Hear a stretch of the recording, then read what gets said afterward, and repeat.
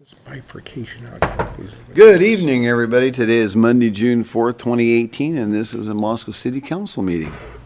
Catherine? Yes, please join the mayor, the council, and the staff for the pledge to the flag. I pledge allegiance to the flag of the United States of America and to the republic for which it stands, one nation under God, indivisible, with liberty and justice for all. Thank you, Catherine. I will go on to the consent agenda. I move approval of the consent agenda as presented. Thank you. Second. Okay, we have a motion by Art and a second by Catherine to approve the consent agenda as is. I'll start the roll with Randy. Aye. Aye. Aye. Aye. Aye. Okay. We will move on to staff recognition. Jen, do we have any staff recognition this evening? We do not have any this evening. Okay, mayor's appointments, I have none. And so we will move on to public comment. This is a period of time, we allow 15 minutes for folks to get up and speak, but we hold each person to 3 minutes. Please state us your name and your address, what your concerns are, as long as it's something that is not on this evening's agenda and/or planning and zoning or Board of Adjustments. Victoria Seaver, 121 North Lily, Moscow. So I just want to mention a couple of cool things. So I was at the farmer's market and saw the storm drain educational mural, which is really big and really cool, and lots of people were really into it. So cool, that was good. And the Y-scape out front is looking healthy and great, and I can't wait to see some more lawn changed into Y-scape. And Melissa Cole's mosaic at the public library, the walls are fantastic, and it's great that the community got to participate in that. I love her bee and flower, and that it's all about pollinators, and it's super cool, and it's going to be there for a really long time. And then also in the same time, there was a picture in the paper with the cool storm drain. There was a picture of Lena Whitmore fourth graders painting snowplows that will be at Art Walk, which I guess is next week, right? And is it next week? No, it's the Week after? 15th, I think. Is it June 15th? We're not at 15th yet? Okay. What, 11 days. 11 days, okay. So that's cool, and I love to see community art, and I love to see the kids involved, and we're doing really cool stuff in the city. Thank you, Victoria. Oh, by the way, that painting of that sewer drain, or stormwater was done by a high school kid, and pretty impressive. I mean, I've gone by there like 3 or 4 times just to check it out, so it's pretty neat. I taught it in 5th grade. Hi, my name's Katrina Cullen, and I've noticed that the crosswalks are very dangerous in this town. I almost hit someone. A cop pulled me over, and I asked him who to complain to about it. He said to come here. The day before that, a kid at a different crosswalk almost got hit. I suggest maybe we can put like a light above and a push button and have it timed. So they push the button, waits a certain amount of time, they can walk, but they can't continuously have that button pushed, so the light can't continuously stay on so that people can drive also. I don't know the perfect design, but that's my suggestion. Question for you, Katrina. Was it a specific crosswalk you're talking about? There's the ones downtown, there's like, it's not really one specific one. I think that all of them are a problem. Okay. But it was at 2 different crosswalks in 2 different days, like one right after it. I see that you guys are planning on doing something about one of them, it looks like, which is good, but I don't know about the other ones. Okay, thank you. And Mayor, if I may, Sure. Mayor, Katrina, can we get your address as well? And your spelling of your last name, please. Cullen, Cullen, and 305 Lauder Avenue, apartment 403. Thank you.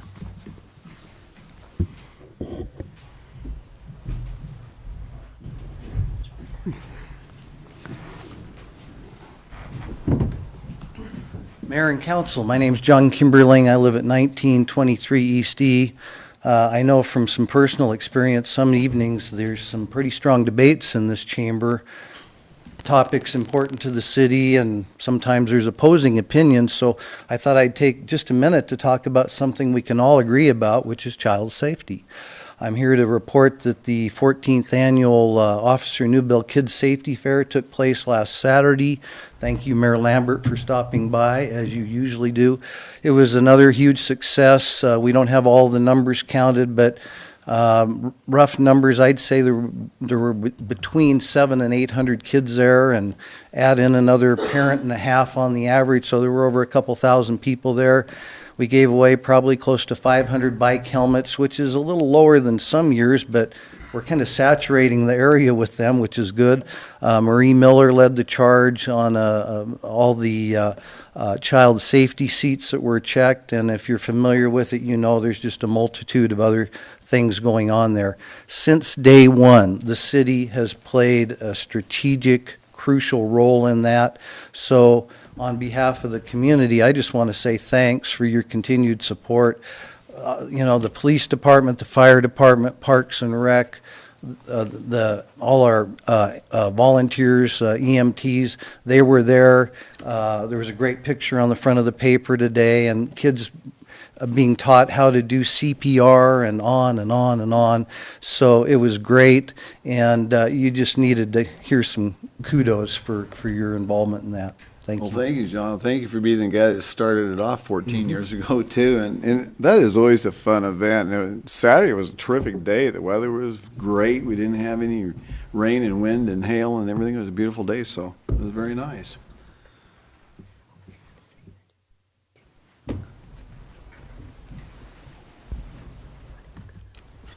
Linda Pike, 1026 East 3rd Street, Moscow. I just want to follow up on the other speaker who talked about the crosswalks. I have a concern about crosswalk too, and I emailed back and forth with Les a little bit about it, but since she brought it up, I thought I would mention it.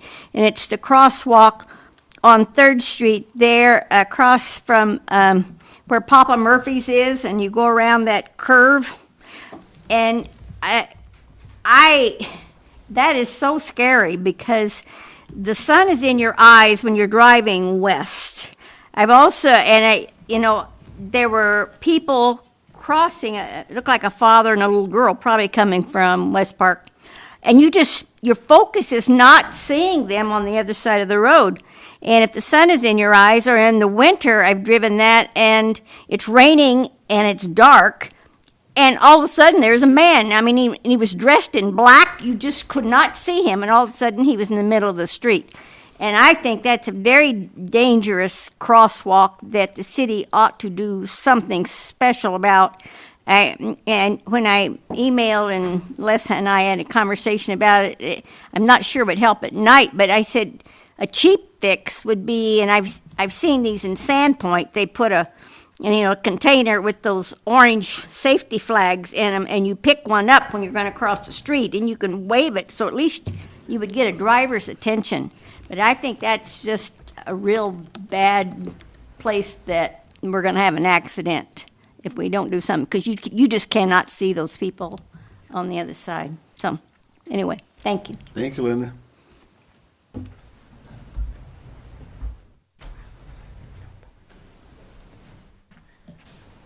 My name is Richard Tavis. I live at 941 Peachtree Drive. I'm concerned about the development between Polk. Sir, we're going to talk about that this evening. It's on the agenda. Oh, I see. So you'll have a chance at that time, so I cannot take anything from you at this moment.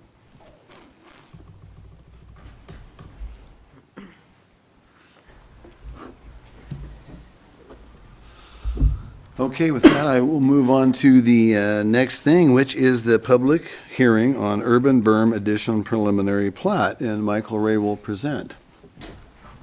Good evening, Mike. Evening, Your Honor, council members.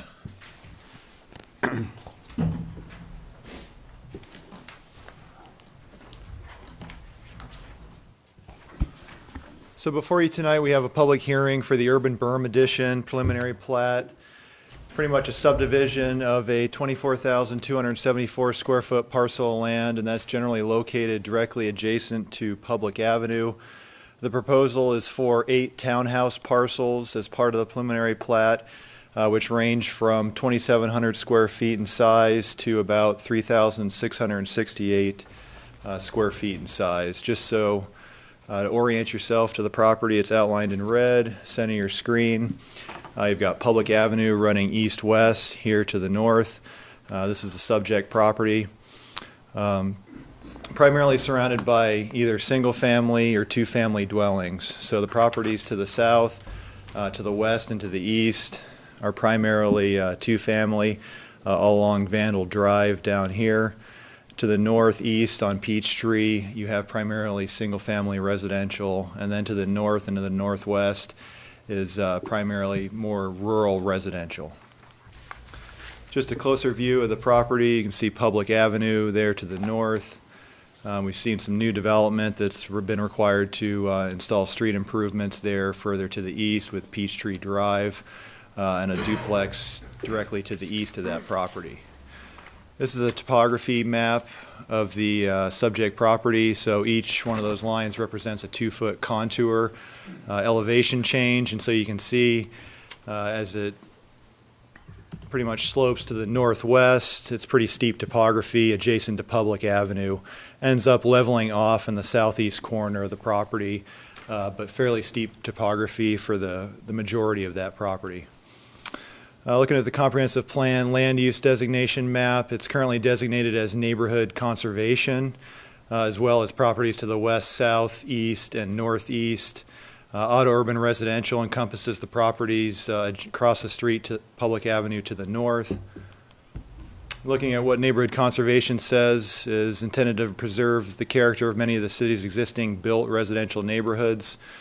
Within areas designated neighborhood conservation, neighborhood-specific zoning districts would be established that would describe prevailing lot sizes, permitted uses, and to still allow for improvement and expansion of existing development. And this is one of the zones that Planning and Zoning Commission is going to propose to eliminate from the comprehensive plan. And so we've been working on that over the last year and a half. And so really doesn't guide you in the direction of vacant land development. And so we're going to end up trying to rework that within the comp plan. But that's currently what we have. Looking at the zoning of this property, it's within the medium-density residential zone, which is our R3 zone, as well as the properties to the west, south, and to the east. Peachtree Drive property to the northeast, as well as the rural property to the north, are within single-family, low-density residential, which is our R1 zoning district. So taking a look at the R3 zone and the zoning code, provides for an increase in density over the R2 zone, and they do that by allowing different types of housing construction. It's appropriate where activity levels are moderate, terrain permits construction of somewhat larger structures, and where public systems and neighborhood facilities can accommodate a greater intensity. And of course, our comprehensive plan guides that. So just to give you an idea of the different types of housing construction allowed in the R3 zone, over the R2 zone would be single-family, two-family, twin home, and townhouse dwellings. And it's really the two-family, twin home, and townhouse dwellings that are the increase from the R2 zoning district. So minimum lot size is 6,000 for single-family, 7,000 for two-family. Twin homes is 3,250, and townhouses, which we'll be discussing here, is 2,000 square feet is the minimum lot size. We do have this requirement within the R3 zone, a density requirement that even though we are allowed to go down to 2,000 square feet, the total density of the townhouse development can't exceed 14.5 dwelling units per acre. And so usually what that comes out to be is about 3,000 square feet per lot, even though you're allowed to go down to 2,000. So looking at the minimum lot width requirements, once again, depending upon what the use is, single and two family is 60, twin home is 30, and townhouse dwellings are 20 feet. So this is the proposed preliminary plat, 8 townhouse lots. You can see a small stormwater tract in the northwest corner, tract A. You get an idea of the foundation footprints of the townhouses and how they'll be laid out on this property. Public Avenue, you notice there'll be a widening of Public in order to accommodate our current street standards. You have the current sidewalk And this would be the current 60-foot width of Public Avenue as it currently exists, which was developed under our old collector standard, which is now increased to 70 feet. And we'll talk about that in a minute. But you can see where the sidewalk is right up at the edge of curb, and now we need, in order to accommodate a tree lawn as part of this development, ends up veering to the south here, running along pretty much the property line, and then terminating here on the western boundary. So once again, 8 townhouse lots, range in size from 2,700 square feet to 3,668. Got that stormwater detention pond. They do all meet the minimum lot size of 2,000 square feet, and they satisfy the minimum lot area of 20 feet, as well as that 14.5 dwelling unit per acre requirement. And they come out to be around 3,034 square feet in average lot size. And then the total density of this proposal is 14.35 dwelling units per acre, which is under the 14.5. So taking a look at Public Avenue, designated as a collector, like I said before, we'd apply our current collector street standard, which is a 70-foot right-of-way, which means 35 feet on either side of the center line. 8-foot utility easements adjacent to the right-of-way. The proposed preliminary plat that the applicant submitted just shows a 30-foot right-of-way on the south side of Public Avenue with just a 5-foot utility easement. They have requested a variance from council for the 5 additional feet of right-of-way that's being requested from Public Works. And they also have submitted an alternate plat in the event that the variance is not approved, and which incorporates that 5 additional feet. But it does reduce the number of lots in the proposal from 8 to 7, and it's mainly because of that density requirement of 14.5 dwelling units per acre. They just fall short of that, and so they can only have 7 lots instead of 8, is what they were originally proposing. And so Public Works has reviewed this, gave a presentation to Public Works Finance Committee last week, and they're recommending approval of the variance, citing difficult topography of the property adjacent to Public Avenue, and then the current street standard that's been applied in the area, which is 60 feet for those properties up and down Public. So this gives you an idea of the alternate that they had submitted. You can see what we had shown before was this sidewalk that comes down. You had the property line for the 60-foot right-of-way, which comes right along here. This is the alternate where they have the 5 feet of additional right-of-way dedication. So you see the 60 feet come down, east-west here. Then it jogs 5 feet, comes along the north, and then ends up jogging another 5 to pick up what the original dedication for those properties was. And so that, explaining the variance request, this would be their alternate proposal. And you can see we end up dropping 1 lot, and so you have only 7 lots here, and they end up widening those out and enlarging the lots a little bit to accommodate, the 1 reduction in lot. Utilities, our water system, we have an existing main and public, 2012 comp plan for the water system. Existing system's adequate, has potable and fire flows. Sanitary, much the same, existing main and public. We have our 2011 comprehensive sewer system plan. Also has pointed to the existing system is adequate to serve the additional flow. And then the storm sewer, of course, we have the Tract A, which is the new detention pond in the northwest corner. And then they'll need to meet current Moscow stormwater runoff control standards, which means that they can't exceed the pre-development rate on this parcel. Parkland, Parks and Rec Department has provided dedication requirements, and this is attached through a memo for Dwight Curtis. Developers requesting a fee in lieu of the parkland. Looking at the net developable land, it comes out to be 23,324 square feet. R3 zone, so depending upon what zone you're in, requires a different percentage of parkland. So R3 zone requires 7% dedication. That comes out to be 1,632 square feet at the current rate of $13,500 per acre. Applicant will be required to pay a fee in lieu of just under $500. And Parks and Rec staff's recommending the city accept this fee in lieu of parkland. mainly due to the small parcel size and minimum parkland requirement. And this issue was reviewed by Parks and Rec Commission. That happened on March 22nd of this year, and they recommended council approve the fee in lieu of parkland.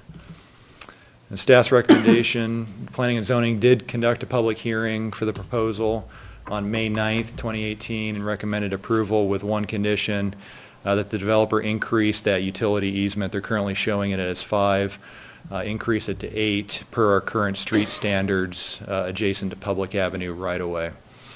Staff's recommendation is to conduct a public hearing upon the proposed preliminary plat, and upon consideration of any testimony presented, approve the preliminary plat with a recommended condition, including the approval of the 30-foot right-of-way, and adopt the Planning and Zoning Commission reason statement of relevant criteria and standards.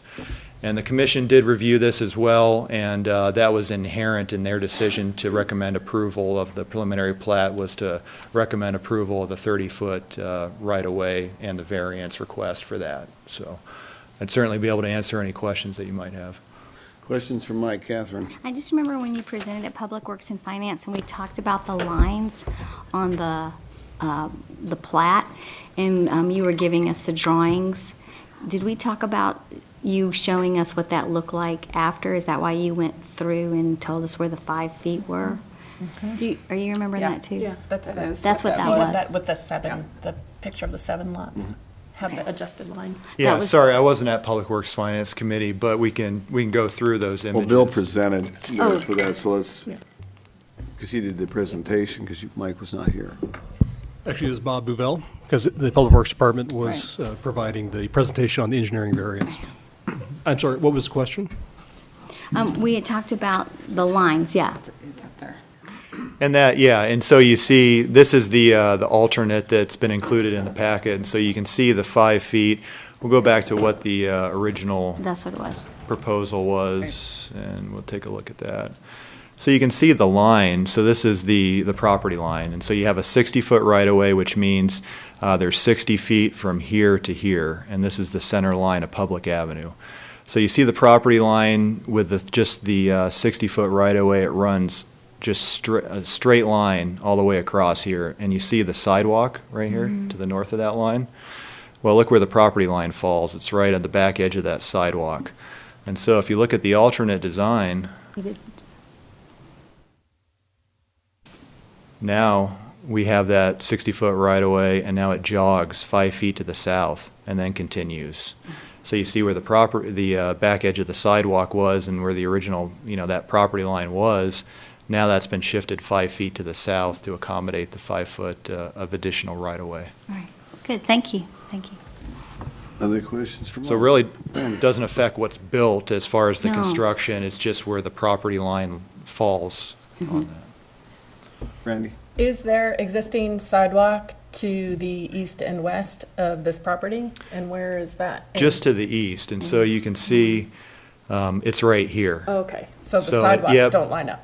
No, it ends up, it's right back edge of walk here, and so in order to accommodate the tree lawn, we end up having to taper that down here to the southwest and then follow that, and then there'll be a tree lawn in between these driveway approaches there. But there's currently no sidewalk to the west. I do have another aerial that maybe shows a little bit better. So you can see there's just intermittent sidewalk segments throughout this whole stretch of public. The property to the east, which has been redeveloped somewhat recently, ended up being required to put sidewalk in. But these properties here were predated, some of our development requirements, and so they don't currently have sidewalk improvements. Okay, any questions before I open the public hearing? I have one more, but it could Okay. wait until after the public hearing if you prefer. I don't care. Okay. It's up to you.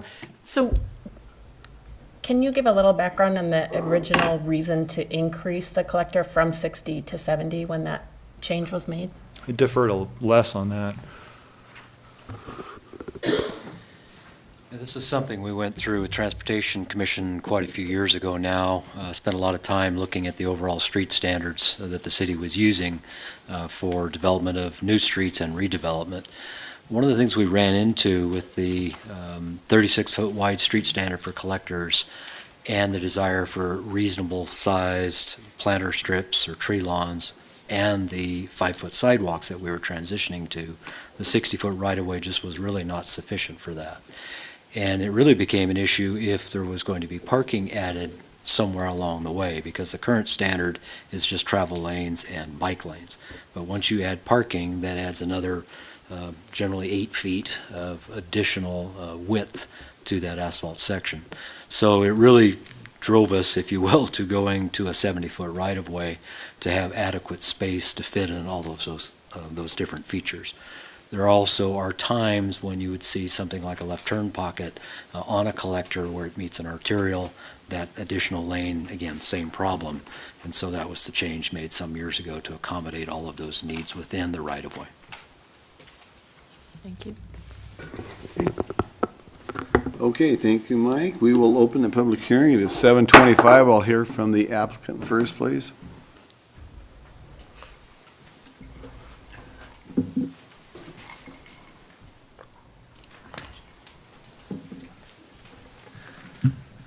Thank you. I'm Scott Becker with Hodgson Associates, 405 South Washington.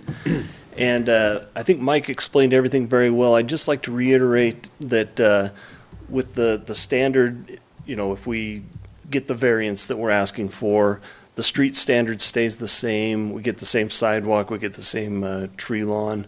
We get, you know, the same utilities can fit in there.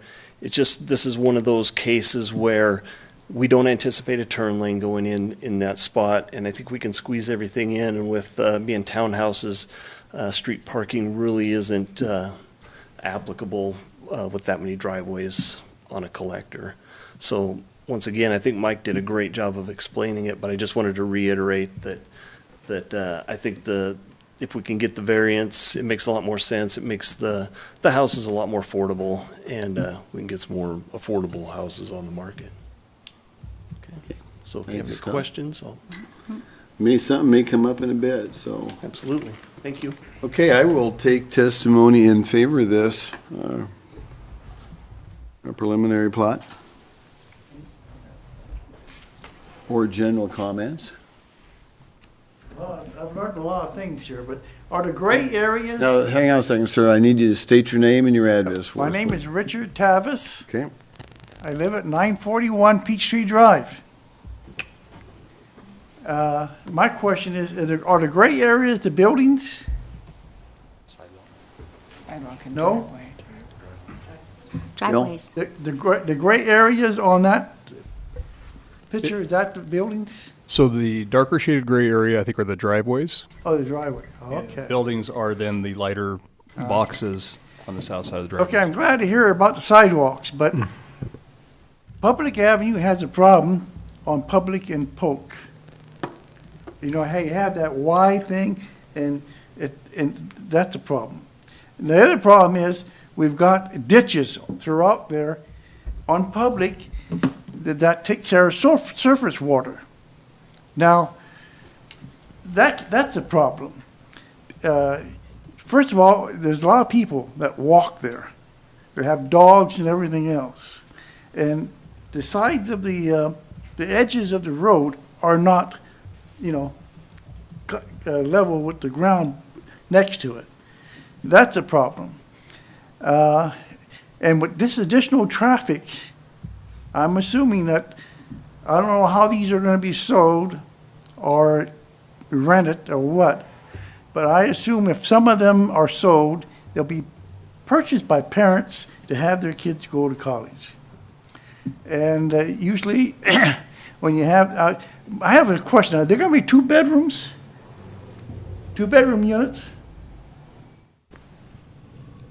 What are they, 2 or 3 bedrooms? What are they? Your Honor, at this point, this is really not relevant Yeah, to this the is, what subdivision we're plan. doing is we're just talking about the preliminary plot, sir. We're not gonna talk about what each individual one is, and what it consists of. What about a double-car garage? Is that going to be called double car? Well, the parking is the driveway right there, sir.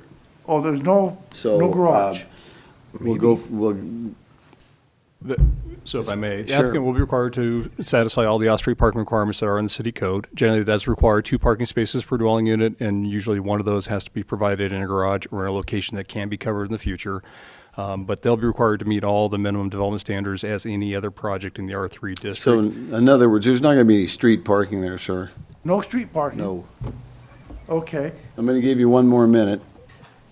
Well, I'll try and make it. Usually there's more than, if it's a two-bedroom, I don't know what the rules are now, but before it was, if it's a two-bedroom, you have 4 adults that can live there. And I don't know if the city monitors that. But anyway, if it's being rented, you'll probably have about 2 or 3 college kids for each unit, or maybe at least half of them. You're talking about maybe 32 additional cars. That's a lot of traffic. And the other parts of the road need to be brought up to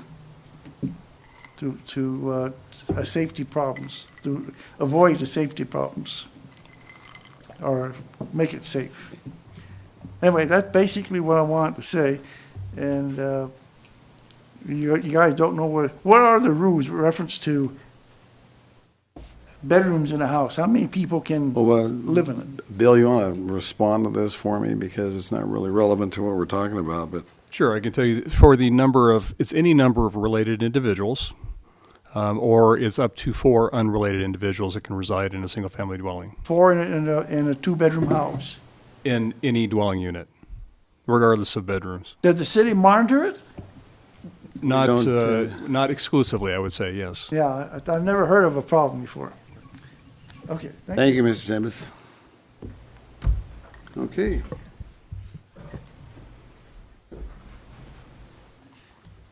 Other testimony? In favor, in general, against? Any other conversation? Scott, I'd give you a chance to come back up and talk just a little bit, briefly if you would, because this falls within, and then before we close the public hearing. Yeah, once again, Scott Becker, 405 South Washington. Yeah, the buildings haven't been designed. We didn't want to take it to that level at this point. We kind of came up with an area that the buildings would work, and we could come up with we knew that would fit into a design. But as far as an actual design, we're not sure whether it's going to be a one-bedroom garage, or 1-car garage, 2-car garage, just to have the living spaces above. We haven't got to that level of detail yet. So as far as parking, we'll meet all the city's requirements for parking and go from there. Okay, good enough. Thank you. Okay, I will close the public hearing, and we'll turn over to deliberation with the council. Who would like to speak first? I can. Okay, Art. I'll put on my former planning and zoning hat after being there for years, but relative to the proposed preliminary plat, I think it provides some benefits to the city in potentially providing additional amounts of affordable housing. Also, I don't see any additional benefit accruing to the city by denying the change of right-of-way from 35 to 30. I think provides a more even streetscape through there. It doesn't change the width of the road. I see no reason to deny the application for the reduction in the right-of-way. It seems to make sense as it was presented in providing housing on a very difficult bit of terrain to put up a development like this. And I think we should go ahead and approve it as presented. Are you making a motion? Not yet. Okay. I wanted to hear if anybody else had discussion. something to say. I'm just we said those same types of things at Public Works and Finance. Yeah, Brandy.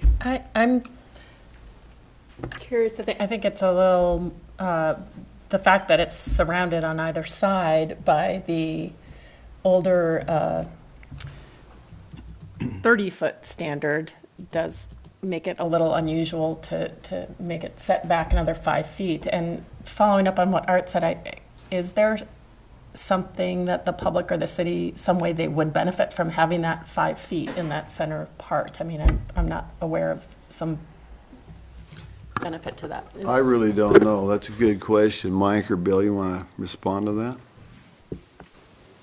Or less, I don't care. If I may. One of you three. Thank you. It's been our practice typically when we see redevelopment to request or require that the additional dedication does occur. In this particular location, with the topography that we're dealing with, particularly to the east, but also on the site itself, it's a fairly constrained location. And so that's the reason that really Public Works, in this case, felt that a reduced right-of-way, just maintaining that 30 feet on the south, would be appropriate here. Now, that doesn't necessarily mean we'd have the same perspective for the property to the north, across the street, because it's a different topographic situation. And if we were seeing redevelopment of some of those older homes to the west into something else, then most likely we would anticipate the full 70-foot right-of-way continuing on. We do that because, as we talked about earlier, we want to be able to accommodate all those different features within the streetscape. In this case, though, with the property to the east immediately adjacent to this already having been developed fairly recently, but before that standard change, we're not going to see anything happening to the east on the south side of the roadway. So extending a little bit further with this 30-foot on the south, we felt was a reasonable approach in this case. I'll add something else, Brandy. At one time, this used to be a county road a number of years ago, and just inherited within the city when things got annexed in over the years. And so sometimes this is what you kind of end up with. That's kind of a bizarre little thing. But Catherine, I wanted to, I like the fact that we're, doing the complete streets piece. There's which I appreciate in that. And also I like the fact that there was a recommendation to forego park land. So to address what you were saying, there's not going to be land dedicated for park use, which you were worried about parking, and that would have done that. And so the Parks and Rec Commission recommended for us to, for the city to accept the fee in lieu of parkland, and that'll help address your concern about parking along there, because that's where people would have to park to get to the little 1,600 square foot park that would be there. So that's actually addresses one of your concerns. Well, right now, we have a house. Sir, Sir, can't pick you up there. we can't really pick up your conversation now because the public hearing stopped. Catherine was just addressing you, so you kind of understand concern maybe you have. more how it concerns. So anyway, we'll continue on. Gina. I think the recommendation from staff and the efforts that the developer also has gone through drawing both of the plats and that sort of thing, I think the solution that we've come to here is reasonable. It takes into account topography, it takes into account affordable housing. I think it is actually a very reasonable and elegant solution to what could have been a difficult spot. And I'm okay too. I don't love the idea of fees in lieu of parkland, but in this situation, again, I think it is a reasonable, elegant solution, period. So. Okay. Art? Well, I would make a motion to approve the preliminary plat with the recommended condition, including the approval of a 30-foot right-of-way, and adopt the Planning and Zoning Commission's reasoned statement of relevant criteria. Second. Further discussion? Anything? I would like to just make Okay. one more comment, which is Brandy? just that, the both options meet all the requirements for the zone, and we're talking about the difference between 7 versus 8 units. I don't think the city is really giving anything up with that 5 feet to allow for there to be the 8 units, which contributes to the value of, the potential, the need that we know we have for affordable housing. So taking those things in combination, I just wanted to say I am ready to vote, but I Okay. wanted to make that comment as well. Okay. Well, we'll start to roll with Ann. Aye. Aye. Aye. Aye. Aye. Okay, it moves forward. So we will move on to the next thing. Thank you, Mike. Third Street Corridor Assessment Report, Les McDonald. Hello, Les, how are you tonight? I am well, sir. How are you today? Good.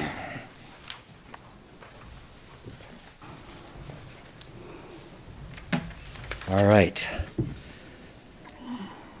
Back in the early part of this year, we were here at a council meeting talking about a series of options that were being considered for the 3rd Street corridor, essentially running from Washington out to Mountain View Road. It was at the end of a public input process, which followed deliberations by the Transportation Commission and a subcommittee of the Transportation Commission that had done a whole bunch of work back in the latter part of 2017. During that council meeting, the council chose to proceed with Plan C of the options that were presented to the council. But as part of that, asked that staff pursue an outside consultant who has expertise in the development and implementation of bike systems to take a look at our plan and help us determine the best way to implement, or if they had any suggestions on what we might change with respect to that plan that we'd developed internally. So that's what I'm here to tell you about tonight, is that we did hire a consultant, Alta Planning, out of Portland. They have completed their work and have given us a report, which is in your packet this evening, and I will kind of go through what they had to say. But first, I do want to take just a minute for those that may not be familiar, remember what we talked about as to what was within Plan C that was developed over the course of the winter. In general terms, it includes a two-way separated bike lane system, which on the maps was shown essentially right here against the north curb line of 3rd Street. So there's actually two different directions of travel, east and west, for bike lanes that are then separated from the roadway, the rest of the roadway system by a small buffer. Depending on the width of the roadway within the corridor, and it varies from as much as I think 56 feet in its greatest width down to 30 feet in the central portion, that determines whether or not we have parking in addition, and of course the two travel lanes and the size of those lanes. So overall, the section of that road changes throughout the corridor, again depending on the overall width. But in general, there's at least two travel lanes for vehicles and the two-way separated bike lane system on the north. The bike lanes varying from anywhere as small as 3.5 feet wide each to 5 feet as originally proposed. There were some general things that were developed in the corridor that actually applied to all of the scenarios we considered, but they were included in the approval by the City Council when we approved Plan C. And I'll just quickly run through what those are. Essentially changing the speed limits on the corridor so it's a consistent 25 miles per hour from Washington all the way to Mountain View, which takes out the current 35 mile an hour section in the middle. It would be 25 the entire way. We would add activated warning lights on the school zone signage looking something like this. They would be on a timer so that they would only be on in the morning when the kids come in, lunchtime, and in the evening when the kids are leaving. That way they're more visible to the drivers. But they would be flashing lights on the signs themselves for the two zones at the high school and Lena Whitmore Elementary. There would be a series of 3 raised pedestrian crossings at Adams, Monroe, and Cleveland Streets. And then we would also have 4-way stop control at the intersections of Hayes and Blaine with 3rd Street. So 4-way stop there. All the other streets would be 2-way stops on the side, so north-south, except for, of course, Washington and Mountain View. There would be center medians installed in 2 locations, one of them just on the east side of the Jefferson Street intersection and another to the west of Mountain View Road. And we would complete the sidewalk system within the corridor. There's about 1,100 feet or so, as I recall, of area that does not yet have sidewalks in place. So we would fill those in where they currently do not exist. And then we would also probably replace a portion of sidewalk that currently is up against the curb line so we could create planter strips for snow storage along the south side. So we brought Alta in this spring, and they have been here on site to walk the corridor and talk with staff. They have gone through the plan that was developed by the Subcommittee and Transportation Commission, approved by the Council, and now have given us their recommendations in a report that looks kind of like this on the front page. This is what is in your council packet this evening, the text of the memo, and then there's also the appendix, which includes exhibits, some of which I'll show you here this evening. In general, they felt the Plan C concept was very viable. They liked the concept. They are big supporters, frankly, of two-way separated bike systems. They think it is a challenging system to install here, but felt that it is doable, and therefore would recommend that we do proceed pursuing Plan C. They like all of the 6 items that were suggested to go along with the two-way bike systems, the ones we just ran through. Felt that those would all be beneficial for both bikes and pedestrians and the management of vehicular speed. So they suggest that we proceed with the Plan C using some modifications, I guess would be a good way to put it. They provided us 2 different options. One option, and this is something identified by the subcommittee originally, is to extend the two-way bike lane all the way to Washington, go north on Washington for 1 block, and terminate at our Greenway, which is located at 2nd Street, just here outside the building. If that does not work, or if the city chooses not to pursue that, then option 2 would be to actually terminate the two-way bike lane system at Jefferson, and then go from there. So what you'll see in the report is an option 1 and an option 2 set of drawings for those 2 scenarios. Option 1, again, going all the way up to 2nd Street with the two-way bike lane. Option 1, terminating the two-way bike system at Jefferson. Okay. Within the report, they identify both benefits and challenges for the different areas and the different options that should be considered in making our decision. All right, this is one of the exhibits, so you'll see here option 1's identified. So this is the block between Washington there on the left, Jefferson off to the right, Washington, of course, extending on up. So they're showing the two-way bike lane system coming through here. In this case, there's parking on the north, parking on the south, and the 2 travel lanes that then we add a right turn pocket, which is what we have today as you approach the signal at Washington to allow that right turn to northbound traffic.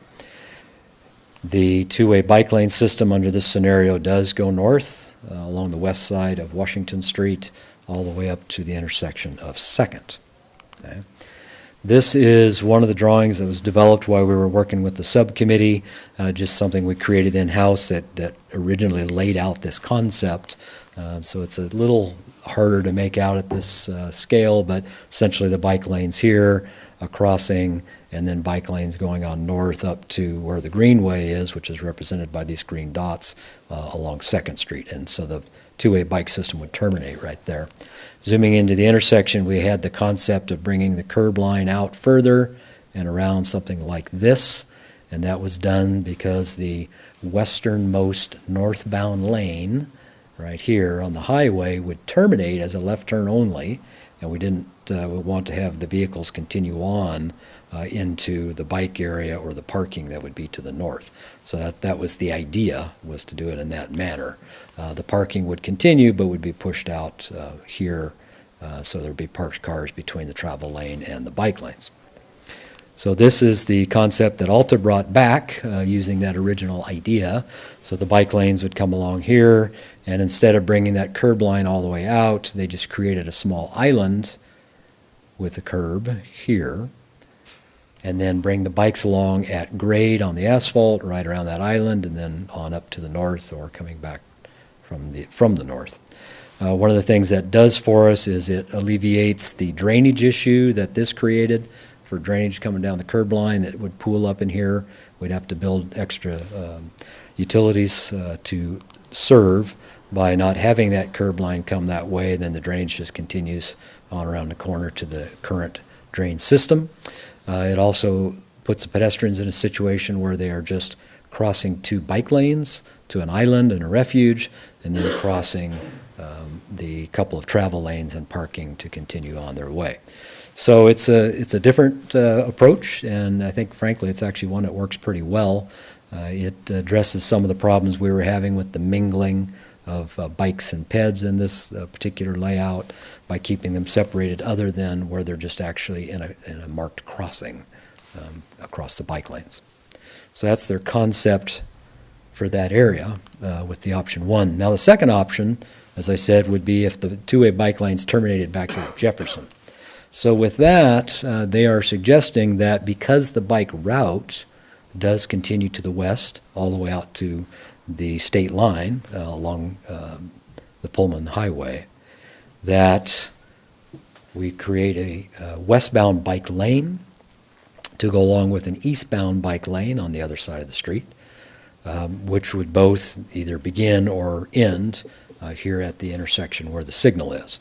What you'll see here in green is something different. It's called a bike box. It's located in front of the stop bar for the westbound traffic. And you can see as a biker, you'd be coming down this bike lane through this skipped striped area, which is a transition for the cars coming into the right turn pocket, into this solid green area bike box. A bike box is designed to put the bikes in front of the cars that are sitting at the stop bar while you're at a red light. When the light turns green, the bikes are out front, they're highly visible, and generally they can get off the line just fine along with those cars and continue on in traffic. West of this point, it's an advanced bike route. The bikes are taking the lane anyway, and so that just gives them kind of that head start, if you will, to then be a vehicle from that point on out to the west, all the way out to Papa Murphy's where the bike lanes begin again. With this, they suggested a door zone buffer between the parking and the bike lane on the north, along with a lane buffer to the south side. So it would be a well-buffered bike lane going westbound. Eastbound would not have buffers under their concept. It would be a bike lane between the parking and the vehicular lane, continuing on with this little jog here at the end, and I'll come back to what that's about in just a minute. As an alternative to this, something we talked about at a staff level, is the thought that maybe this buffer along this side would get moved and become a door zone buffer between the bike lane and the parked cars on the south. It's an option. One of the things to consider, though, is bikes coming westbound have come down the hill, probably traveling a little more speed, so having a little more of a buffer is probably a good idea, whereas the ones coming eastbound around the flats, maybe not traveling as quickly. The issue of what's called being doored, somebody opening the door in front of your bike, is perhaps not as great an issue here, but it's something to consider as we move forward. All right, next block to the east, this would be the block from Jefferson on over to Adams, and I'm not going through all the blocks in this presentation, so don't worry about that, just a few spots. But this is an area that's got a lot of things going on. It's in front of the high school, the 1912, of course, off to the upper right, the church here. In this location, again, two-way bike lanes. They have a buffer in here, parking, 2 travel lanes, more parking. So it's kind of where we have extra width, we're able to do all of those good things. One thing I will point out here is right now we have a transit stop where the bus pulls to the curb line, which is in line with the parked cars. They're recommending that we not do that anymore, that we actually stop the bus in the travel lane. And the reason for that is when you pull that bus out of the vehicular lane, if traffic is busy, they have a hard time getting back into it. They're on a schedule, waiting a couple of minutes to try to get in. You know, if there happens to be busy traffic that time of day, is very difficult for the buses, messes them up on their schedules. So they suggested a little curb bulb here that would bring the transit stop a little further out into the street, and the bus would just hold up for that 15, 20 seconds, whatever it is, they stop and then continue on their way. So looking at the intersection, this is the original concept that was developed in-house, where we had an island here in the middle, parking to the south, eastbound travel lane, westbound travel lane, and 2 bike lanes. What we did not have was parking in this area. You can see it terminates back here. And we did that in order to be able to accommodate an island and with travel lanes on both sides. They said, well, okay, that's an interesting idea, but why don't you do it this way instead? So what they've got here is they've maintained the parking on the south, eastbound travel lane, westbound travel lane, and then instead of the median being, or the island being between the 2 travel lanes, they put it between the travel lanes for vehicles and the 2 bike lanes. So you end up with the island here instead. provides a pedestrian refuge for folks that are crossing on foot or on wheels here. It provides an ending to the parking that's in that area. It does allow parking to come a little bit further west if we choose to do that. The way this would operate in general for the bikers, because it's a little different and it's a busy intersection, if you're coming westbound on a bike and you want to continue west, you just ride on through and keep on going and up to Washington and go on your way. If you wanted to turn at that point, because maybe you're heading to South Main Street, you would actually move into this little guy right here. It's called a two-stage bike box. And it's called that because you make a movement, you turn 90 degrees, make a left turn into the box and stop. And then your second movement is once traffic clears east-west, you proceed to the south. So 2 steps, two-stage bike box, right? It is in a location where it is protected from vehicular traffic. You're in the shadow of the island and the no parking area here and the parking that's there. Okay? So it's out of the travel lane for the bikes, it's out of the travel lane for the cars. If you're coming northbound on Jefferson Street, we have a bike lane right here today. That would stay in place. You would just follow this path, make the right turn, and go on your way. Curb bulb extensions on 3 of the 4 corners, generally where there's parking already, that we're just marking the end of that. Doing that again, as we've talked before, shortens the crosswalk, improves visibility of the pedestrians waiting at the curb line to the vehicles that are approaching. They're not hidden behind cars, for instance, and just generally improves overall visibility. So that's how it would work under option 1 if the bike lanes continue on up to 2nd Street. One of the things you may note here is this buffer is a lot wider than that original 1 foot that we had in the current plan. They did that by adjusting these dimensions. Okay? When we looked at this before, the lanes were 12 feet wide with 9-foot parking on both sides, 4.5-foot bike lanes with a 1-foot buffer. Pretty tight. What they did is they reduced our travel lanes by a foot from 12 to 11. They reduced the parking by a foot from 9 to 8. You pick up 4 feet. They put 3 of those feet in the buffer, so it's now a 4-foot wide buffer with half foot to each of the lanes to give 5-foot bike lanes. That's how they picked up the extra width, making this a much more comfortable system to use. And you'll see that happening throughout where they can, just taking a little bit away from the parking and adding it into the buffer of the bike lane just to make it a more feasible option. Okay, and option 2, which is where the bike lanes would terminate at at Jefferson, the end of the 2-way bike lane system would be here. After that, there's just that buffered lane to the west for 1 block. So if you're westbound, you just continue on, right on through on that green crossbar, and off you go. In that case, if you're turning southbound, you'd come out of that and go into that 2-stage bike box, which is in front of the car sitting here at the stop sign. Make your 90, wait for traffic to clear, and go southbound. For northbound traffic, same thing, you just come up and swing in.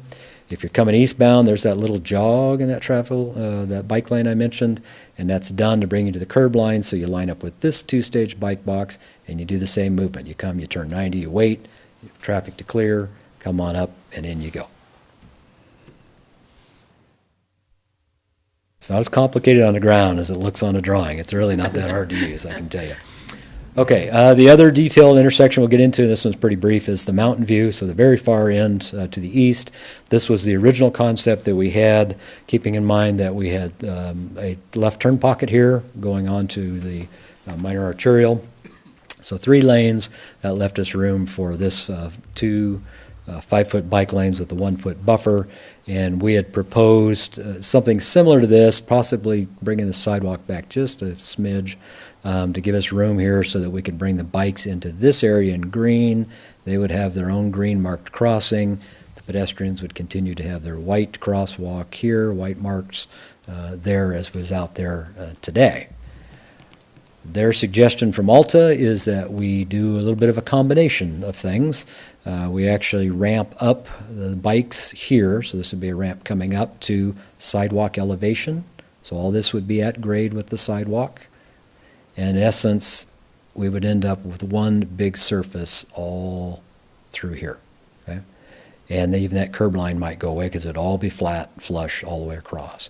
And it would be a mixed-use zone, so bikes and peds. The volumes here are probably not so great. It's a problem as compared to downtown. And then you would have an oversized crossing going on over to the pathway system on the east side of Mountain View. One complication in the whole thing is there's a driveway right there. That made it kind of interesting. It currently has a rolled curb through here, so the idea is we'd do a rolled curb here, so that particular individual would come out just a longer driveway down a rolled curb, just like they do today. So that hopefully would work as well. So that's their idea in that location. So overall, again, they're recommending that we proceed with Plan C. They do recommend that we take into account their suggested modifications, whether we choose to go with option 1, extending all the way up to 2nd, or stopping the two-way bike system at Jefferson based on option 2. Should note, just so everybody remembers, that option 1 deals with the state highway.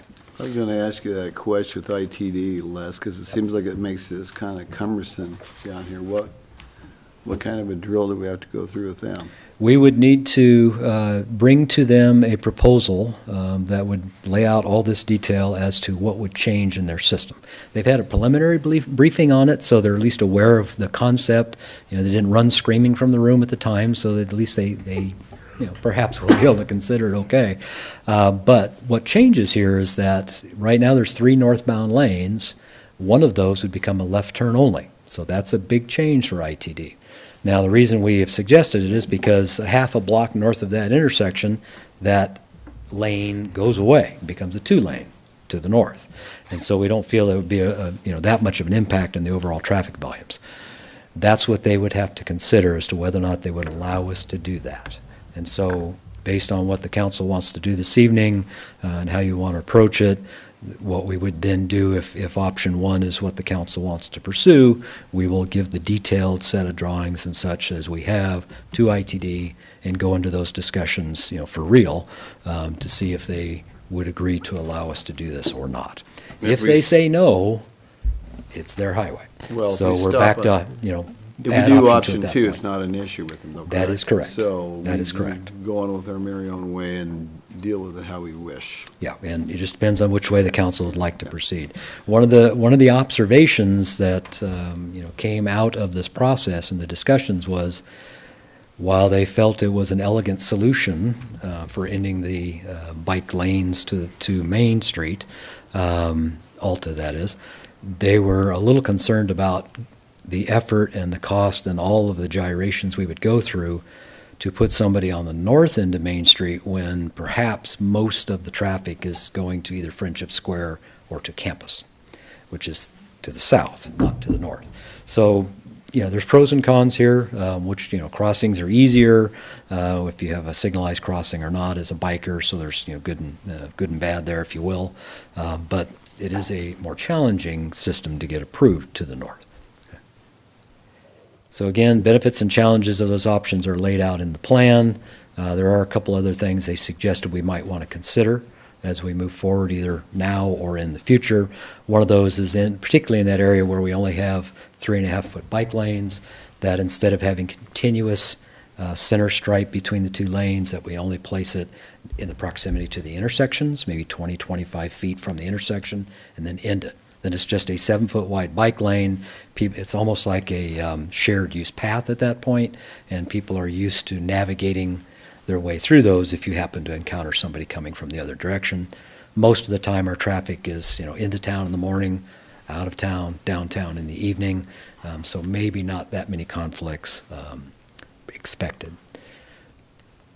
What I would consider a longer term concept, but one that they threw out there as a possibility, is in the area where we only have 30 feet, that we should consider perhaps a raised bikeway. So this is one example of that. Raised just meaning that the surface is higher than the adjacent roadway. Could be as little as 3-4 inches, could be as high as 6 inches, which would be curb height. In our case, probably would put it at 6 inches to match the existing curb and the existing sidewalk to the back. So it would be something like this. There's some benefits there by gaining a little extra width because you don't have a buffer anymore, and you're taking the space that is curb line, and essentially our 7 foot with a buffer ends up being about 8.5 feet. There's actually a cost attached to this, of course, and probably would add, a fair bit for the section that we would be interested in doing this. Now, So- let me add a question on that. That's not part of Alta's plan or concept that they have. That's something we came up here. This is something that they have identified as for something that perhaps we might want to consider for that 30-foot section, because it is a challenging width. They recognize that it's not an easy thing to do cost-wise.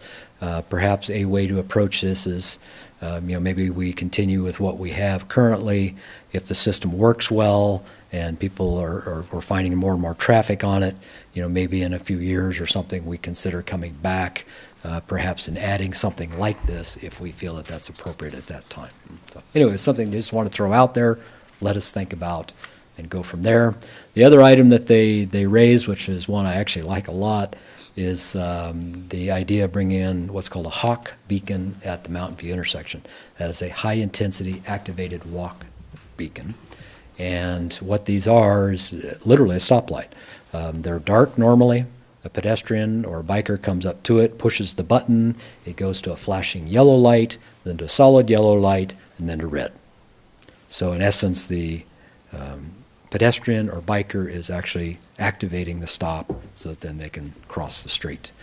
Historically, these have been very expensive because they were overhead systems.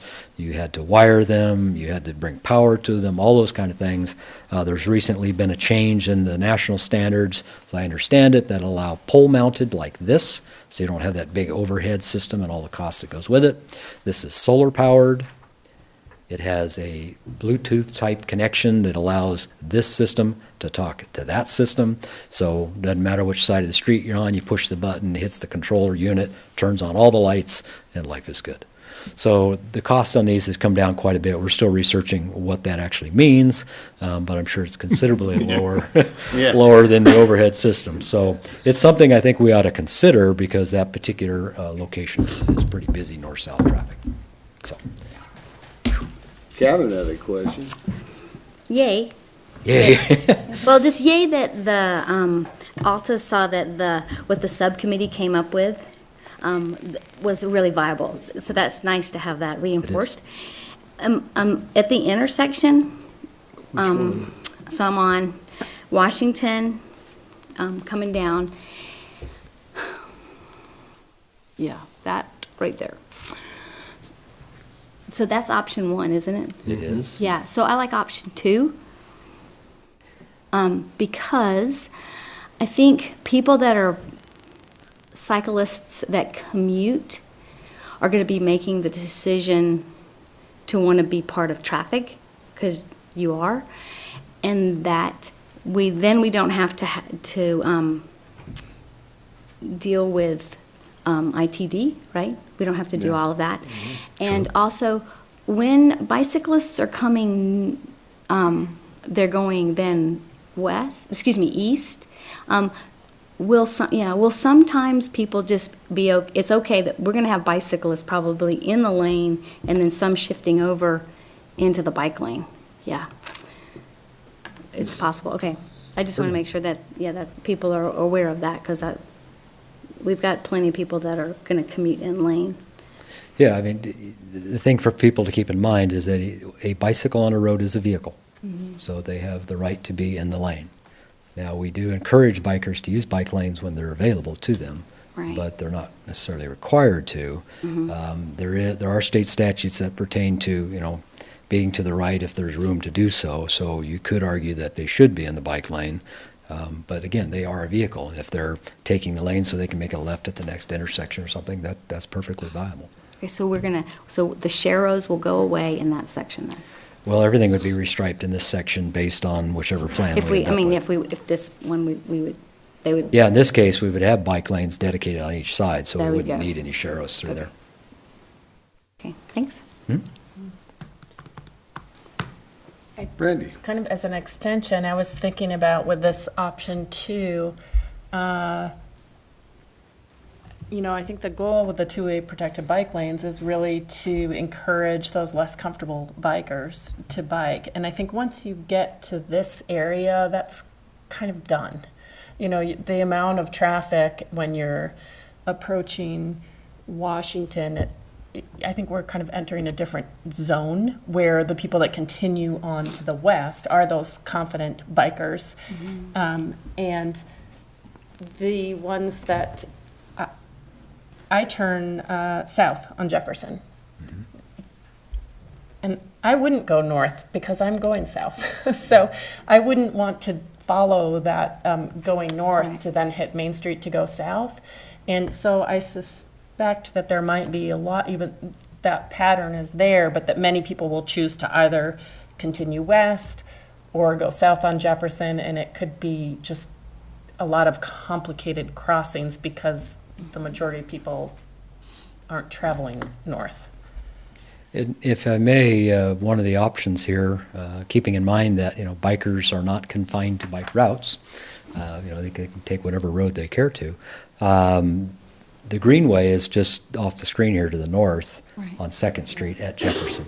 And so I would suggest to bikers that perhaps you're heading to North Main, assuming we're using option 2, that do not want to get into that interesting intersection that we would have at the signal.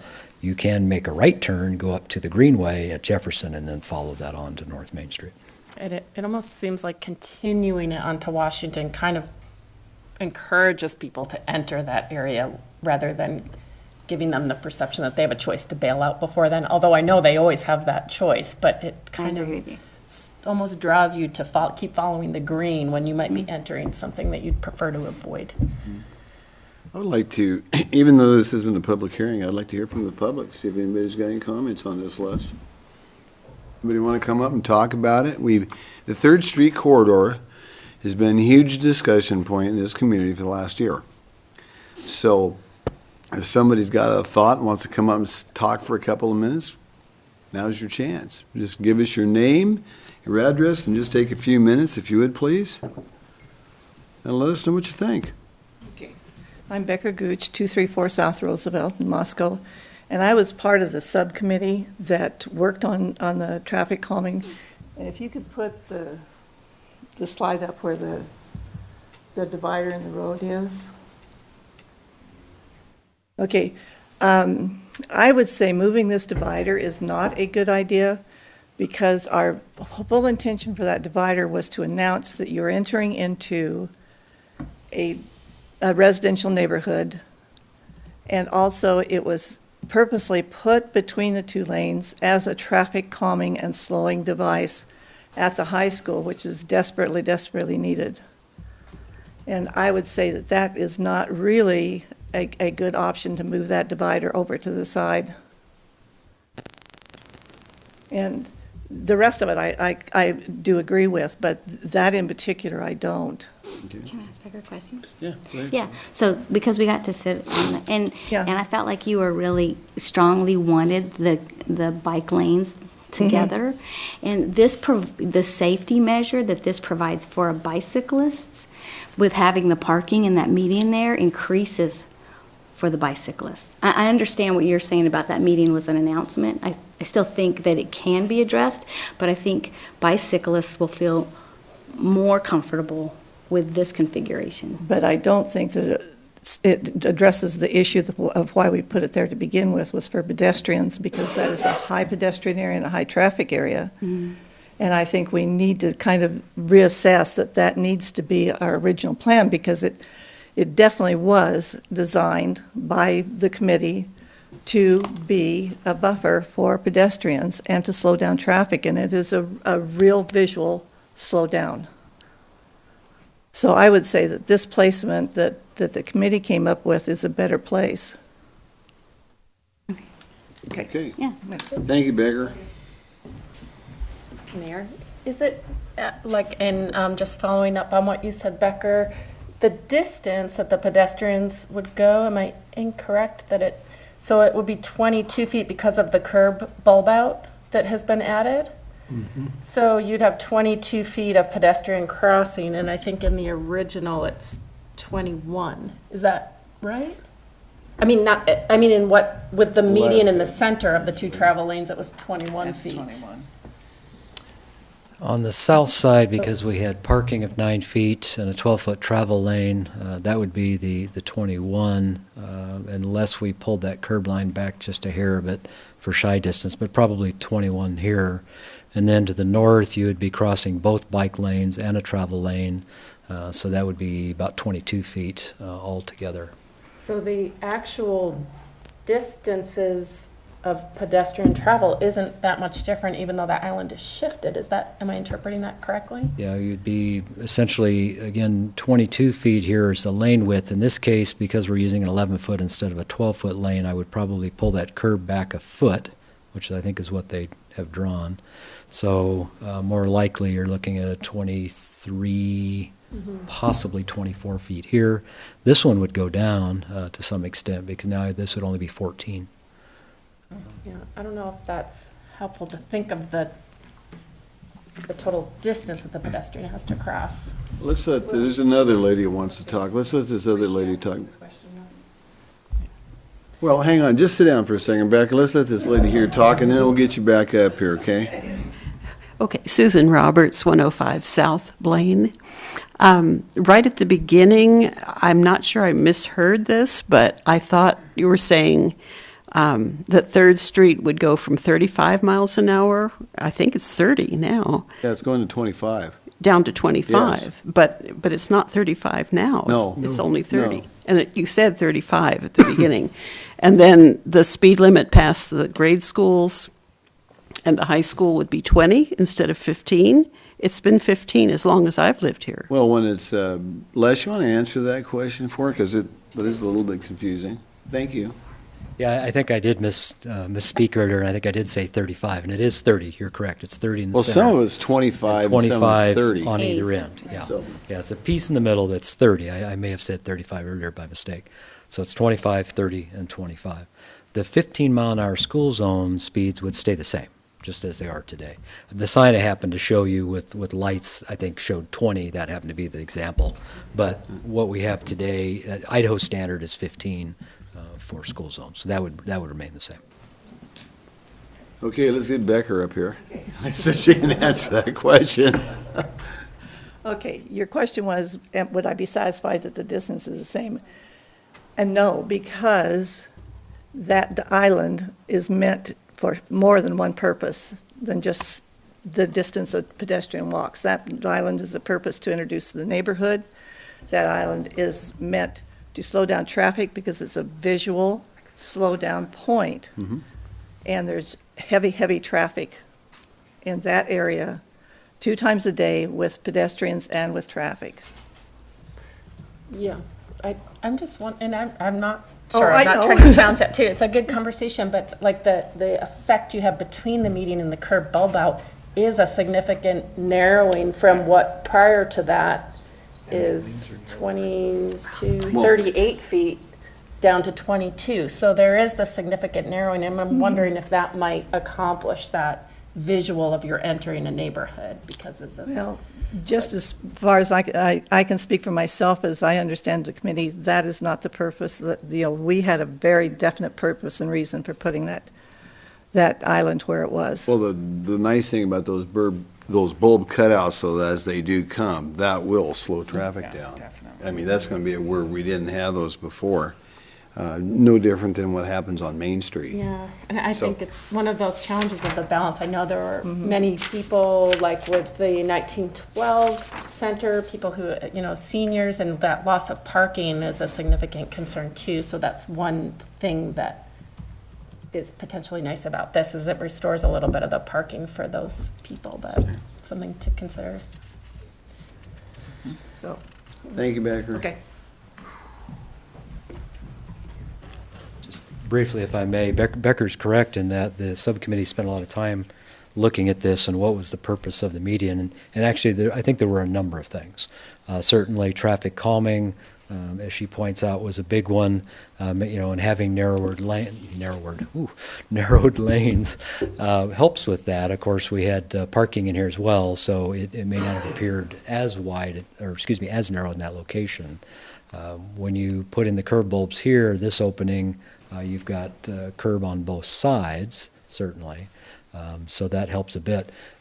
we were trying to provide a location to kind of send that message that, hey, you're driving out of the commercial downtown business district and entering an area of a different character. It's neighborhood, it's schools, it's things of that nature. And so the idea was that we could do landscaping, possibly some lighting things within this. I think you can still do that here. This median is roughly the same size. You can still do that feature, but you could also then add some things on this side, so you'd end up with both locations and even a little bit to the north, where you could do some of that to give a little even a broader, bigger gateway feel, if you will, coming in. So there were different things. So I guess the other aspect was we wanted a pedestrian refuge in the middle. I think we have that in either case, so that works both ways. So is there a potential for us to mix options? Because this is the only spot that I really like, option 1. Sorry, Becker. But I really think that option 1 shines in this specific area. And then I'm firmly in the camp of option 2 for the rest of things. So can we mix and match? We can always mix and match. The challenge will be when you say you like option 1 here but not elsewhere. Well, option 1 would terminate the bikes at Jefferson, the two-way bike lane system at Jefferson. Show us option 2 up there real quick, Les, so you can see the difference. Let's see. Actually, excuse me. Sorry. Go the wrong direction. So this is option 2. So option 2 would terminate at Jefferson, the two-way bike lane system. So it's a question really of, do you want the two-way bike lane system to continue to the west? That's really what it comes to. And that's problematic if you have, if you don't have that follow through on Washington. That's option 2. Yeah, is the way to go, I would think. Okay, let's see if anybody else wants to comment. Thank you, Les. Come on up, Phil. Give us your name, address. Washington option. Philip Cook, 804 Eisenhower Street. Given your deliberations a little bit earlier, I want to speak in favor of option 1 for Washington Street. The whole purpose of putting a separated protected bike lane is to attract new, less comfortable riders to ride. And where do they want to go? They want to go downtown. And what's the major impediment to getting downtown? Washington Street. And by continuing the protected bike lane across Washington Street, getting them, then yes, they do have to get from Washington to Main. They've got to negotiate 1 block of 2nd Street, but get into that slowed down Main Street urban environment. But it seems to me if we're terminating the lane at Jefferson Street, we're not getting to the goal, which is to get people to go downtown. We end up with the same thing we all do now. It's fun. Those of us who ride and, we see each other downtown. Well, how are you getting across Washington Street? Well, I take 6th Street, you take 5th Street, you take 4th Street, you take 3rd Street. And we all have our own reasons for doing it. And this is going to continue that if we stop it at Jefferson. Well, some people are going to take the lane and come on down to Washington and stay on Main and turn left, or stay on 3rd and take left on Main. Some people are going to go to 4th or 5th and hit the gaps in traffic. Some people are going to go down to 6th and hit the traffic. It doesn't get us to what we wanted. And so I think we really need to consider option 1 here. I know it's got jurisdictional issues and sort of things like that, but I think option 1 gets us what we want. Thank you, Phil. Well, that is one consideration, because ITD will be the impediment. Yeah, that'll be kind of interesting if we run that way. I mean, we can always run it that way and find out and either get a yes or a no, but that's, well, the good news is we don't necessarily have to make a decision on it tonight. We can kick it around. So, Gary, do you have something on it? Here's Gary Reed, and he popped in here on us, so Thank you, Your Honor. As you and I discussed last week when the report was made available to us, this is something, and I think you've heard tonight, differing opinions from even members of the subcommittee. This might be something that you might want to refer back to the subcommittee to review in light of this report and make recommendations back to you, and then you could consider it based upon those recommendations. Some of the questions about can you mix and match, what works, what doesn't. These are recommendations. Right. They're just the suggestions of ALTA that if we were going to do something like this might be a way to accomplish the same thing. So you can accept them, you can choose not to accept them. But it might be, since that much work went into the subcommittee's proposal to you to begin with, to send it back to them, have them consider it as well, and bring it back might be advantageous to the council's deliberations. Good enough. Thank you, Gary. Art? I was just going to toss in that by and large, I do like the option 2 all the way across, although Phil and Becker brought up some very, very good points about accessing downtown, and Becker's thoughts on the median to announce the entrance to residential areas. And so I think Gary has a good suggestion is, take some of those in mind, mull it over a little bit more, see what might work by way of a hybrid plan that takes some of the best parts of both. But by and large, I did like the number 2 option rather a lot, and it's too bad we don't have unlimited funds, because the raised bikeway would be cool, but all I see is dollars flying out on that one. So prove the concept first, and then we'll think about the raised bikeway later, after we see whether it's going to work or not. One thing, Les, you mentioned this earlier, and that's our greenway that comes right down Second here. Mm-hmm. And from where I live on the side of town, that's the route I always take. My work's slick as a whistle for me, from where I come, from the northeast end of town. So there will be people still taking that, whether they're, whatever we do on 3rd Street. So I just thought I'd throw that out, but that's a point. Ann? Can you go over again, if you're headed eastbound, where you would enter the 2-way bike lane at both options? So if you are heading eastbound from Main Street, you're in traffic lane until you reach the intersection of Washington. Under option 2, which happens to be the one I have up here, you would jump into this bike lane at just east of the intersection of Washington Street and come over to the Jefferson intersection. You would jump into that 2-stage bike box right there, and go to, find the right drawing, here we go, that 2-stage bike box, and make a left turn, in essence, and come up and into the eastbound lane along the north side, okay? But, let me ask you this question. Somebody can still use a regular lane and just zip across left without doing that. Yeah, if they want to, if you want to take the lane as a vehicle, as if you're turning left to go to the north, you can certainly do that, and then just make that turn in. You'll see bikers do that as well. Depends on their comfort level, navigating through the intersection. So that would be how option 2 would work with the termination of the 2-way at Jefferson.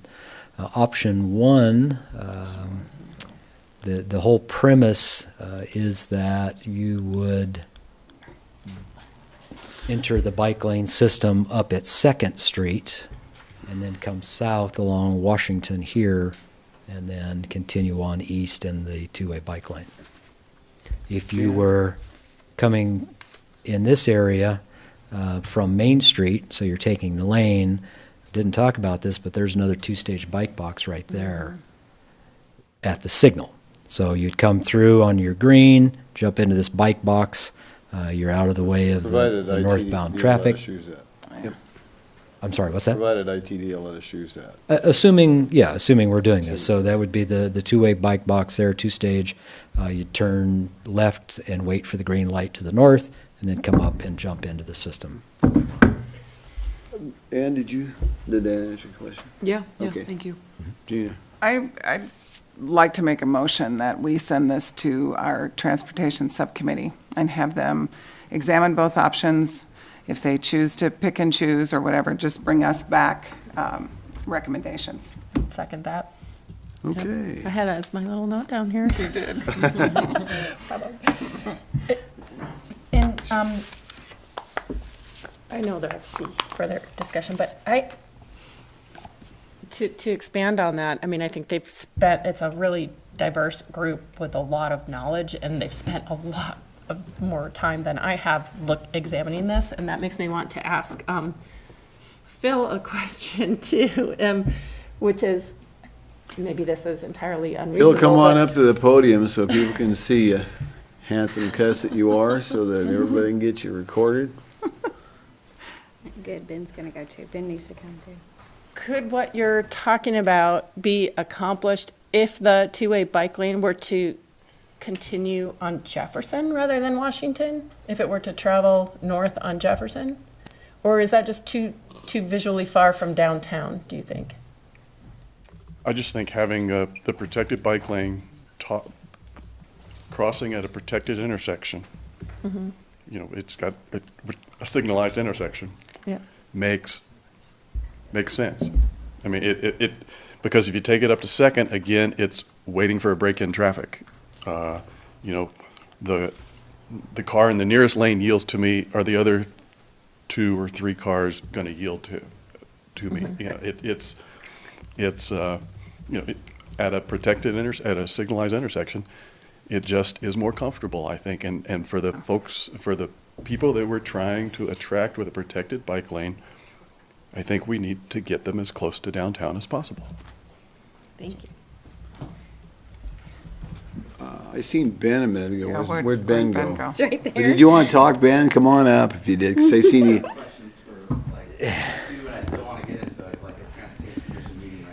Yeah. Okay, well, I'll tell you what, there's a motion by Gene and a second by Brandy to send this back to the Transportation Subcommittee, so you're going to get a chance to do that very thing. So I think with that, well, we're ready to act on the motion. Should it also go to the Transportation Commission? Well, or subcommittee is- of the Transportation of the Subcommittee, then they'll come back and report to the council, but we want to, both bodies, I guess, you got something else you Yeah, I want to guess talk about? if I may, that was actually what we were trying to clarify a little bit. It is a subcommittee of transportation, so is the idea that we would just go direct to the subcommittee would come directly back to council? Or do you want it to route through That's what the transportation in motion some was, wasn't fashion? it? I think so, yeah. Yeah. Go direct and come back direct. Yeah. Everybody good on this? We'll start the roll with you, Brandy. Aye. Aye. Aye. All right. Aye. Okay, we got the marching orders. We'll see how it goes. Thank you, everybody, for your participation in that. Thank you, Les. Now we're going to move on to item number 7, resolution accepting FAA grant for Pullman, Moscow Pullman Regional Airport. Staff got that wrong, Gary. Over here on this side, it's Moscow Pullman Regional Airport. Gary Reedner will be sufficing to give us the synopsis. I'll just make a note here on my own agenda. As a matter of fact, I did have to restrain the city clerk from calling it the Moscow Pullman Regional Airport because I didn't want to confuse the FAA. However, I will be up here. I think they got it, Gary. Yeah. I'm just here to introduce Tony Bean, the Executive Director of the Pullman Moscow Regional Airport, talking about a continuing grant application for grants to continue the airport realignment project. This one's a little larger than some of those in the past, but Tony will lay that out for you. And I believe it's already been considered by the city of Pullman. It will tomorrow. So we get to take the first cut at it. First crack at it here in So with that, Tony? Hello, Tony. You're all about aviation. You learned a little bit about bicycle travel while you were sitting here with us. It's So all pavement, that's right.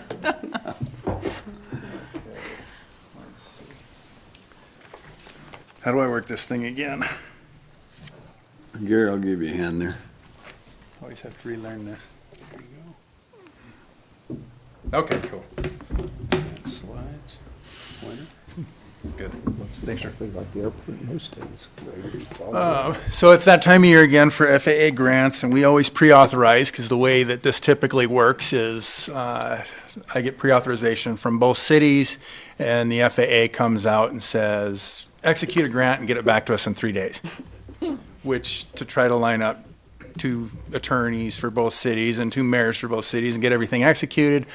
I think Rob Parrish had to track down an attorney at a campground one year. So it makes it much easier when you pre-authorize the mayors and the legal counsels to sign. We wanted to give a program update, though. This grant in its entirety, the project funding, the total at $46 million, does take the project over $119 million, which was the estimate in 2014. And so we want to go through what that is and what that means. In 2014, when we started the project, when we first got an estimate from Mead and Hunt, we had not put a shovel in the ground. We did not have a permit. We were in the middle of our environmental assessment. So what's in blue is what is currently in construction. What's green is what's coming.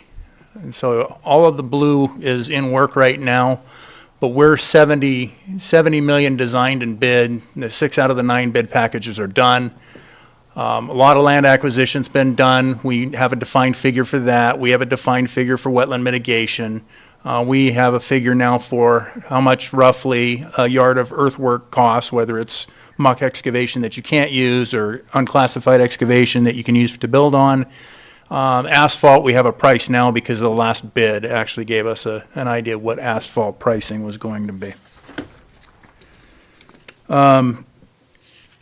So 2020, the taxiway A construction is green. There's a lot that has to be done in there related to piping the rest of Airport Creek and working on getting the taxiway up to the same level that the runway is. This portion of it is going to be significantly lower than this portion of the runway, so this all has to come up. And all of that existing runway underneath has to be obliterated, has to disappear. So there's a lot of work that still has to be done, but we felt at this point it was prudent to get an estimate from Mead and Hunt as to where we are just because of what we know now versus what we knew then. Land acquisition, we acquired an additional 193 acres. It was an additional $1.5 million from the estimate, and that is this acreage here. This became what is known as an uneconomic remainder in some cases. So like parcel 7, it left like, I think it was 20-something acres of landlocked farmland. Well, it's hard to farm 22 acres of landlocked land. So we ended up having to purchase it. 6 and 5 had fill permits on them, and we were bisecting the fill permits with a Vista power line, so we ended up purchasing those. All in all, that is a good thing for the airport because it keeps encroachment away from the airport, and it is being utilized for revenue generation because we are farming it, so it is actually in use. And then Washington State University was an additional $10.3 million over the estimate that we started with, and that we covered that with the council here the last time I was here. Based on not knowing research and the way that the Uniform Relocation Act is structured, we don't get to have pre-negotiations with a landowner. Construction, unclassified excavation. So this really happened with the box culvert. We got into here with this box culvert and we're piping the creek through it, and it's 6 foot by 8 foot, so it's rather large. Well, that was where the creek bed was, and we had what was Strata at the time is now GPI.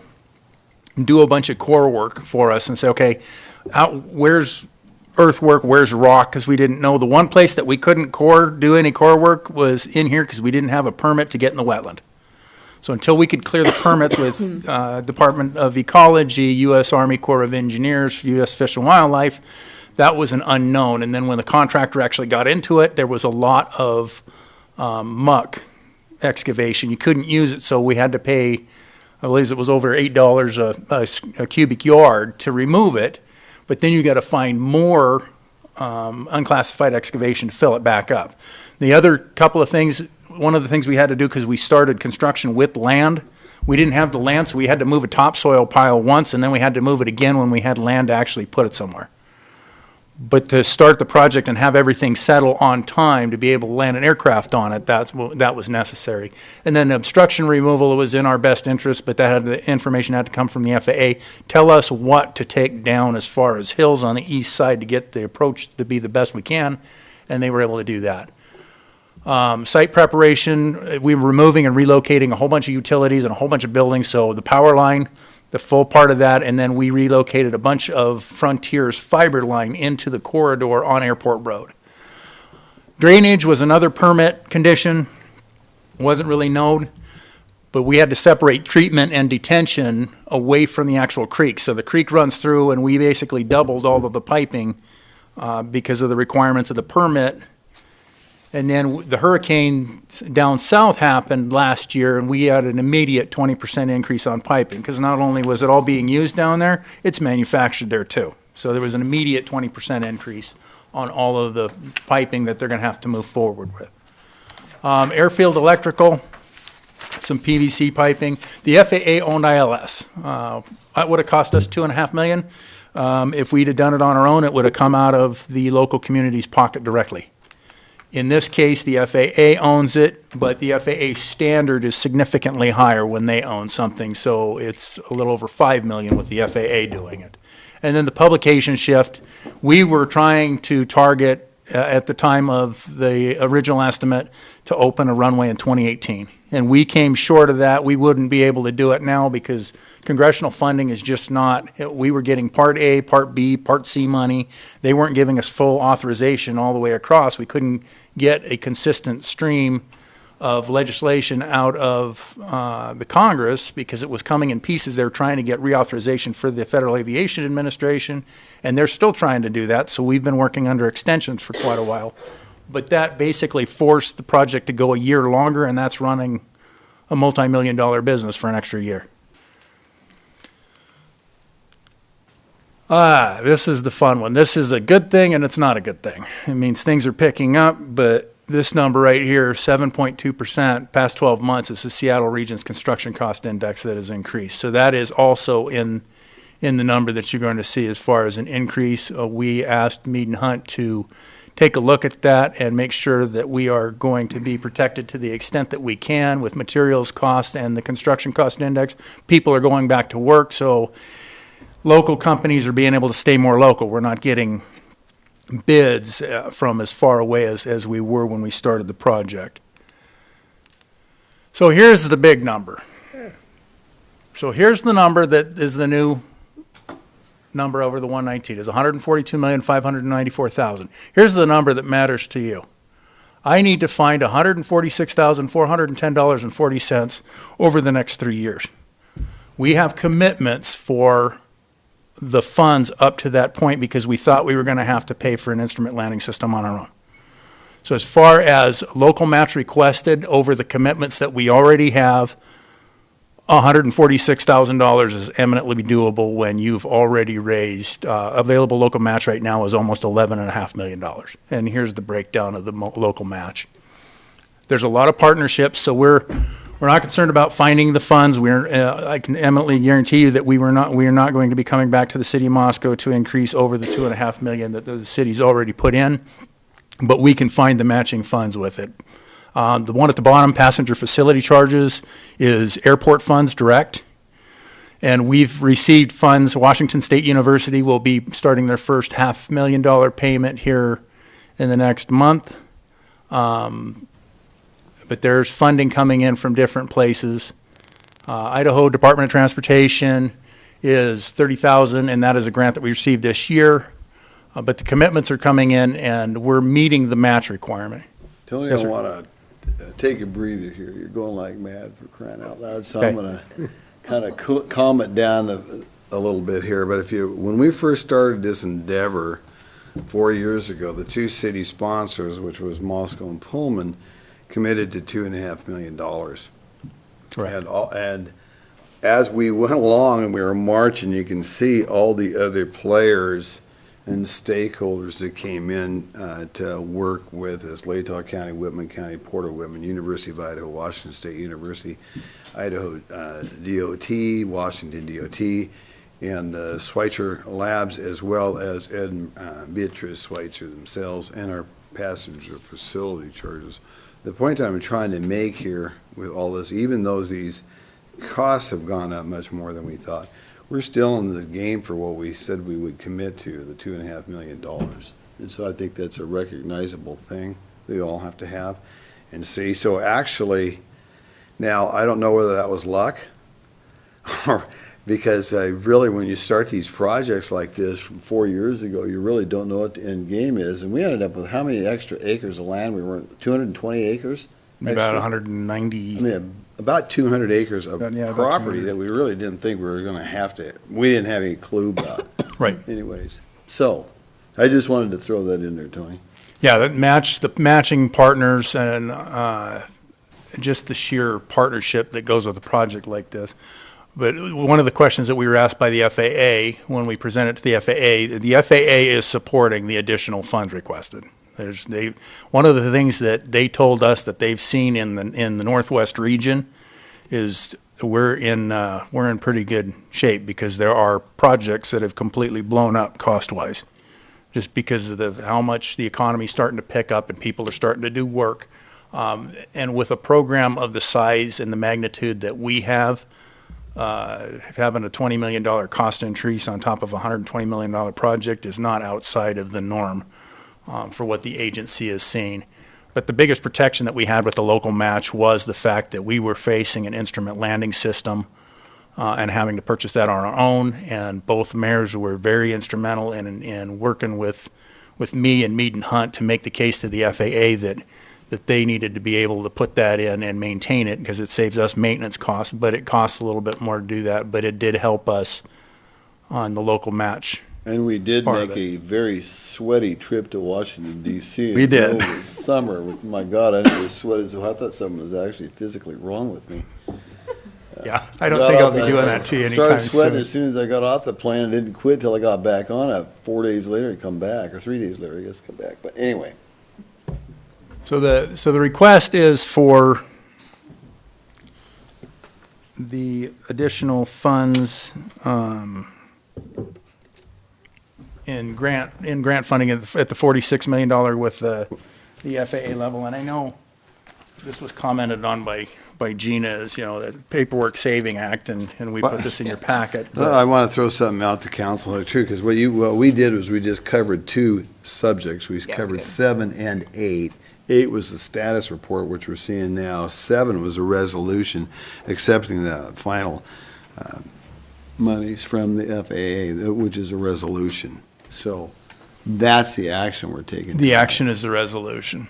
And I want to make sure that you saw this before you said yes to a resolution, so you knew what the project was.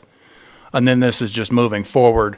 The runway closure, we will have a full runway closure, and it's going to be painful, but there is no way around it. Safety is the word with the FAA, and we don't do anything that is not eminently safe. And having 2 runways open at the same time that point at each other is not a good idea. So we are going to have a closure from September 8th to October 3rd, and then commercial service will start October 10th. October 3rd to October 10th gives us some leeway, but we need to be open on October 10th, or it's gonna be not very good for a lot of people. Taxiway package is in 2020. That is the last large package that'll happen. It'll probably complete in 2021 is when we'll actually be completely done with this particular project. Terminal development, we have in our capital improvement program that has been agreed to by FAA, $22 million in grant funds programmed for 2020, 2021, and 2022 for a new building. We're starting that process now and having those discussions about how do we come up with match, because the match is different with a building.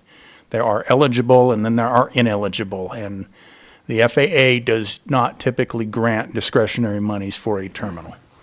They are granting us discretionary monies for a terminal. Number one is both cities have been very, very good partners with the agency, and they know that we turned out all of the couches in everybody's pockets for a runway. And so the participation level for a terminal, it will be high. It's just that it'll be another thing that we'll have to work on and we'll continue to bring to your attention. But this is just a cool program slide because it's all the partners that are involved in this particular project.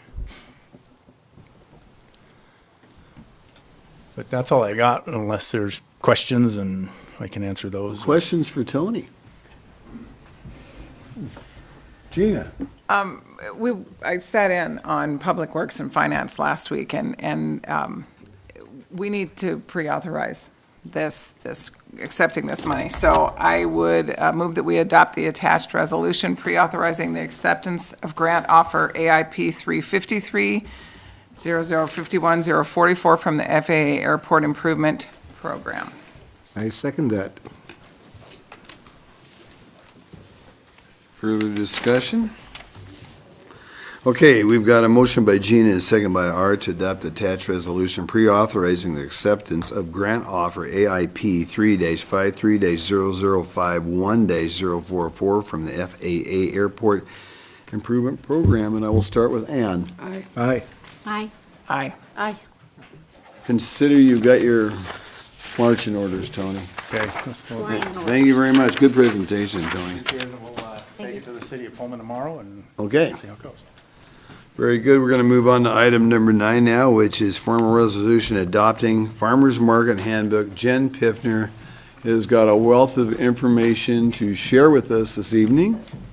In fact, she has got the next 3 things. She doesn't even get a chance to sit down. Hello, Jen. Good evening, Mayor and Council. Yeah, we have 3 farmers market related items. I'll start first with the formal adoption of the Farmers Market Handbook. This handbook was reviewed earlier this year by council in a report format. We have in previous years, as early as 2012, or excuse me, as late as 2012, brought the policies of the farmers market to the council for formal adoption via a resolution. Noting that, we thought with our handbook, we should probably bring that forward for formal adoption via a resolution, so have done so here. I did get some good feedback last week, and we have made 2 changes to the document since it came to committee. We added the official start time for setup, which is 5 a.m., and outlined that in the appropriate setup section. And then we also included an appendix for the speaker's space, which is commonly known as, but that's the freedom of speech area that's also been referred to. Added that resolution as an appendix and just added it within the policies to see that appendix for that information.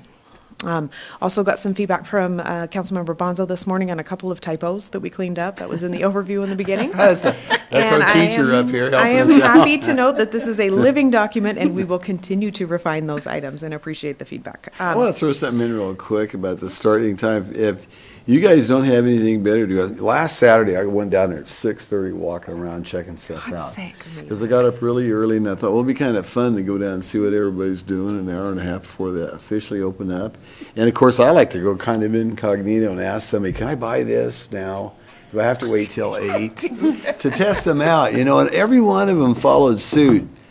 Jen, and I'm just telling this story quickly. I ended up buying 3 tomato plants from a lady from Juliet, and she says, I'm going to go get coffee. I said, well, you got to wait to get coffee because I got to buy these from you. I got to have my early girls, you know. Anyway, I had a little bit of fun with them, but I will report I did not buy them before 8 o'clock. So well done. Just thought I'd throw that out there. Just saying. Well, the only other changes to this document are really the first half of the handbook is new. It's definitions, it's philosophies, it's referring back to the Farmers Market Commission and providing more information on that. The policies themselves are very similar to policies that have been in place for the previous years. There were a couple of cleanup items that we included. The mention of no generators at the market, which somehow was omitted in a previous version. And then also our fee structure was the only real significant change in those policies, in that it was completely overhauled in the last year and was outlined as such. We also have a bit of our jury process that's been updated to date as we continue to refine that. We definitely made some improvements to that for this current year, and we're happy to announce there's another jury on June 6th, 2 days from now. So we'll see how our vendors come out for that, any new vendors. All in all, those are the major changes for the policies, though, and so we'll bring them back to you tonight for that formal resolution and adoption if you so desire. Okay, so the first course of action is looking for resolution to adopt the Farmers Market Policy Guide that the City Council approved on March the 5th, correct? And then we're going to talk about dogs, so. Yeah. Well, Go ahead. I would make a motion to formally adopt adopt the attached resolution formally adopting the farmers market policies adopted by the City Council on March 5th, 2018. Since we have accepted them, let's make it official. Thank you. Okay, second. Okay.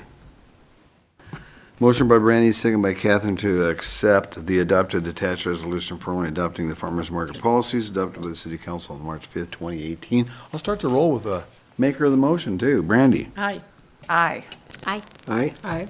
Okay, let's move on to pets. So in 2012, at that time, in the market policies, it was resolved through resolution that our approach to non-service animal pets and other animals in the market, with it being on Main Street, that we would allow for access to those pets on the eastern sidewalk of Main Street. The idea being that we didn't want to limit access to Main Street as a public thoroughfare. However, the market brings a different mix to that space on market days. What we've found since then is, for the most part, pet owners have been wonderful. We really have appreciated that.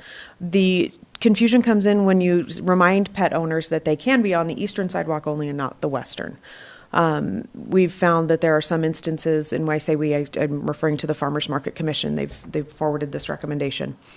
In the possibility of looking at the western and the eastern sidewalks for regular non-service animal access, allowing the thoroughfare of Main Street to be reached by those folks, especially when we've got sidewalk cafes and some of those other things on the west side that do allow pets, and which is appropriate under the city code, to allow better access there. A couple of questions that came up at committee that I wanted to follow up on are crossing Main Street. There are established pet crossings at 5th Street and then, of course, at 3rd and 6th.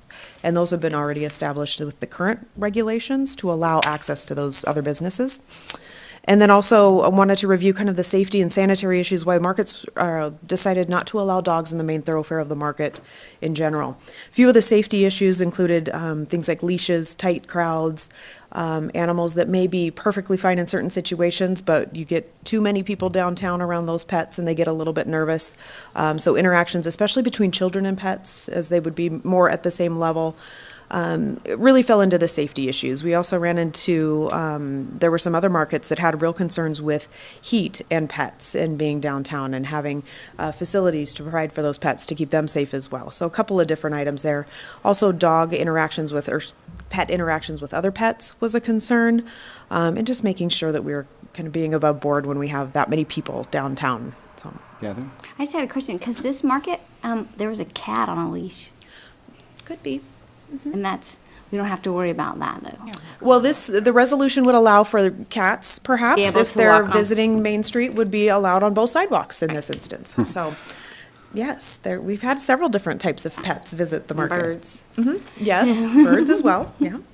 The other issue that we looked at in 2012 when the initial decision was made was sanitary issues, having animals around food, especially agricultural type things. The prepared food is also in there as well, but a lot of agricultural produce vendors have things at lower levels where animals are a little bit closer to, but also that prepared food interaction as well, especially if you've got children holding snacks, and again, on that same level, getting more into those human-pet interactions that we may not want. So we looked at that issue as well. What this really does for market staff, and we have about 4 market staff, give or take, at the market right now. We do have 2 market managers with Amanda Argona assisting us in the transition with Daniel Stewart's departure here in a few weeks. So we do have about 3 to 4 staff, depending on the time. We have about 12 to 15 instances where pets are traversing the market in the main thoroughfare. And staff is very open to saying, hey, can you please move your pet to the appropriate sidewalk? It's the eastern sidewalk. And then you get the question, why the eastern? And so it's a very long education process. Anytime you mention, hey, could you please move your pet? People are very open to it. They've been very wonderful. We feel this would just simplify both access and that pets are allowed on the sidewalks, just not in the main thoroughfare if they are not a service animal. With that, we would still maintain those the intersection spaces, so you can get from eastern to western sidewalks, and then Friendship Square and the main market thoroughfare would still be service animals only. So. Any questions? Anything else I can help with? Art? Just one, relative to the sidewalks east and west, is there any provision for some kind of screening fencing behind some of the food booths where critters might make a run in? We have not made any consideration for that. We haven't had many issues with animals sneaking in it would be the backside of the booths there. Could talk to the commission and see what their preference would be. I'm not sure. I don't think they've discussed that to this point. But good. Brandy? Have you, along those same lines, have you gotten any feedback from vendors who do have produce of their bean that are on the east side, bean issues with the dogs? We have not. No, we haven't. That's a good point. Gina? How do you answer the safety concern? You know, I remember it being when I was your predecessor on the commission, there was a big concern of tripping and elderly and children and that sort of thing. And I'm still not hearing, I'm hearing access, I'm hearing businesses getting, more customers, but I'm not hearing the solution to this being a double safety issue now, both sidewalks. Right, and what we've done in the past is looked at specifically having the leash law in place, and then your leashes are then what become perhaps your tripping hazards. We have not addressed anything looking at leashes or a different regulation regarding that, because it would be the public thoroughfare, which would be similar to if market weren't happening on Main Street.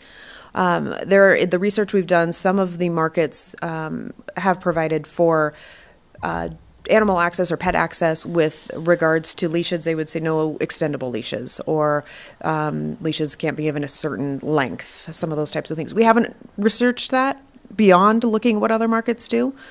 Certainly something we could bring back to the commission, and I would suspect perhaps a discussion with the PD as well, the police department, to determine what their interaction has been with that as well. They may have more experience than us. I think that's probably what it's going to take for me to be comfortable with the safety challenge here, is that it would need to be a little bit more confined, meaning the statement that, okay, you can have both sidewalks, but here's the parameters within. I think that for me would probably be the tipping point. It seems to me that idea would be good, but I can see confusion resulting if farmers market days had certain regulations pertaining to length of leashes that don't exist the rest of the time, and people wondering, well, that's fair. Which is it today, which is tomorrow? But yeah, having pets go up and down the main thoroughfare. I was there last Saturday and I saw 3 sets of dogs going up, and it was like people pet origami. There were leashes, and it was a mess. And I don't know why people do that, but I think that relative to businesses on each side and maintenance of some kind of thoroughfare for the pets, I would say, yeah, open up both sidewalks. If it's not working, if people are abusing the system, if it doesn't work, we can come back and change that sucker right back and have no pets at all on Main Street, period, if it doesn't work out well. So I would hope that by opening it up, I hope nobody gets tangled up and takes a dive. Yeah, hope is a during good this, word but, in safety. As giving it a go and seeing how it works, I'm in favor of giving it a try, and if it's not working, well, we bring it back and change it. If you're a pet owner, you are still, from a liable standpoint, you're responsible for that pet. And so if that pet somehow infringes or trips somebody or whatever, it's the owner's issue too. Yeah, I'm sure we'll probably have some in addition to that, but the ultimate responsibility is that pet owner anyway. And I think most pet owners get that. I would think. I know I clearly. But some of them still cluelessly marching right past the sign that says no pets except service animals right up the middle of the street. Okay. Good. Well, there you have it, Art. Yep, I don't get it, but. Mayor, if I may, we do track interactions, so luckily, knock on wood, we haven't had any tripping hazards that I'm aware of to date. We do continue to monitor that. So would have that information if it does become a problem to bring back to council. Okay, well. Mayor? Brandy? So, I've been thinking about the redirections, and I suspect most of the time, or much of the time, it's people who have their dogs in the market, in the center, in the street. So I don't know that opening both sidewalks will reduce the need for redirections. It just may make it easier to explain, go to a sidewalk instead of this sidewalk. So to me, it seems that the important thing is it realistic for that staff that's there to really be monitoring that middle part? And if that can consistently and truly be done, and that middle zone is free of pets except for the service animals, and that's clearly marked, and people who do not want to interact with dogs, but they want to go to the market, know that they can rely on being apart from dogs in this whole center of the market, and can choose to not be on the sidewalks. But it has to be that consistent redirection, and how realistic is that for staff? Our approach in the 2017 season was to really play up the fact that service dogs or service animals were allowed in the main thoroughfare of the market, and say, if you don't have a service dog, please go to the eastern sidewalk. Trying to do a positive message instead of no dogs allowed, dogs out. We just got into it. You start looking at the imagery that comes with that, and it was just very negative when we looked at putting up signage and things like that. With this, we could anticipate what we'd like to do is redo those signs: service animals allowed, all animals allowed on sidewalks. So it's a little bit clearer, and it comes down to, we probably will still have some interactions with folks. We don't anticipate that really changing the number of people we talk with on a regular basis at the market, but just to simplify here's where you can be, and hopefully we can do some more positive signage and things like that to, again, try to make it look as friendly overall, but provide that a little bit of a different approach to it. I just had a question. Okay, go ahead. Do we provide doggy bags and stuff by those signs? We do not. Has any of that been? We're hoping that they. That really hasn't been an issue. Good. To That's a date. good thing. I'm glad to hear Knock on that. wood again. Knock on wood. Okay. Oh, with that, yeah. I'd like to move to adopt the attached resolution for I second that. the dogs. Okay. We should have a doggy vendor of the month. We have a motion by Catherine and a second by Art to request adjust the regulations relating to the pets at the market, the resolution. Further discussion? I would like to see some kind of follow-up, like Art suggested, to see how it's going. I know that there was the campaign in 2017, and there hasn't really been time to gather information about how effective that was.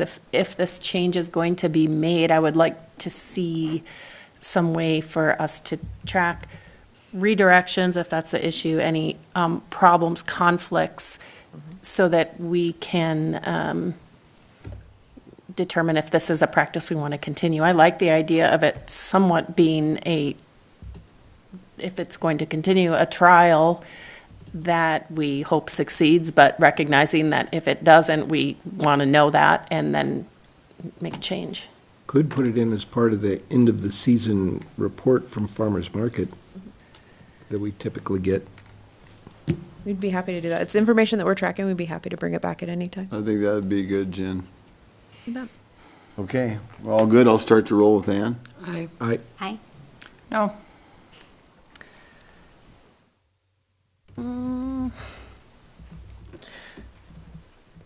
I would like to know how it goes, though, and Okay, it passes 4-1.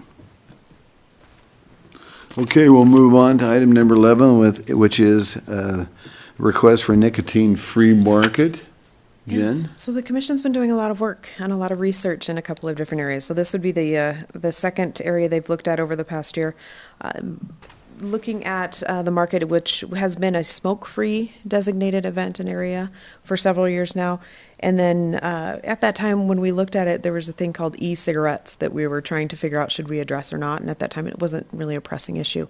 It's become more of a pressing issue in recent years. And with the e-cigarettes or the vape pens, we also know that there is we have a difficult time determining what's actually being smoked in those. I think that's vaped in those vape pens. This is new to me, so. Inhaled. Inhaled, thank Yeah. you.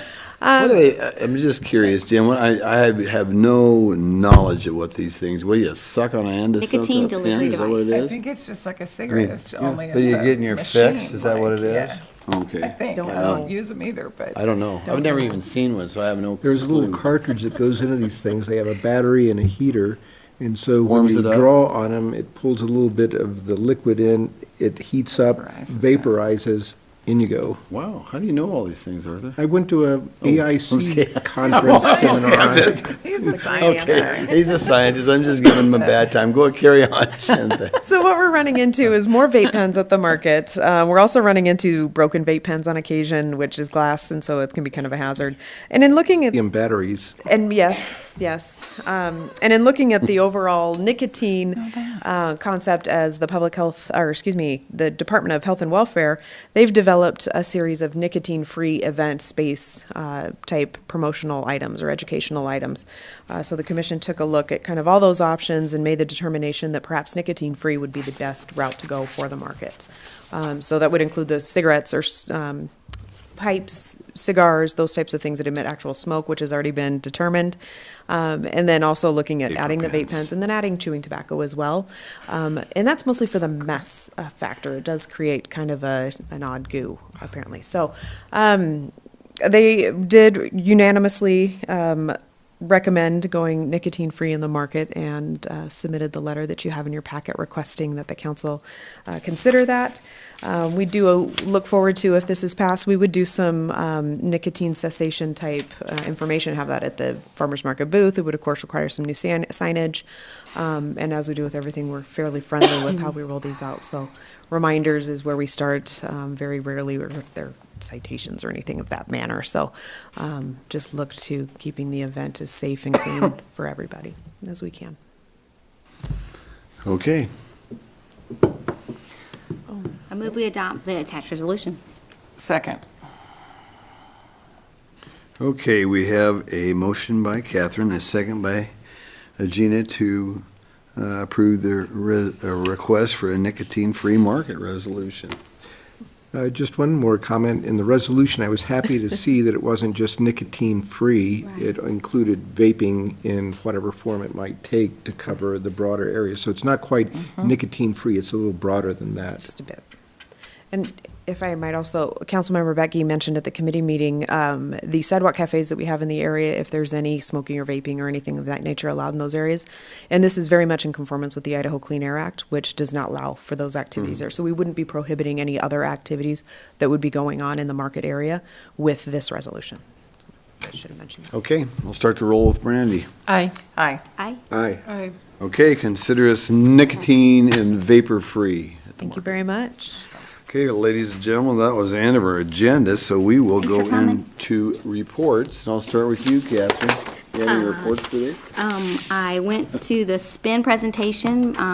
We're still working on bike share. We're going into our third summer of evaluating whether or not or how to work out bike share, and the university has been working really diligently on that. So hopefully we'll figure out that. So still working on that.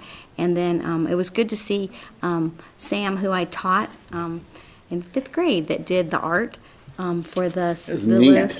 yeah, Very and so then he talked about that he's going to be part of Art Walk, and he'll be doing another storm drain for Art Walk. So that was super exciting.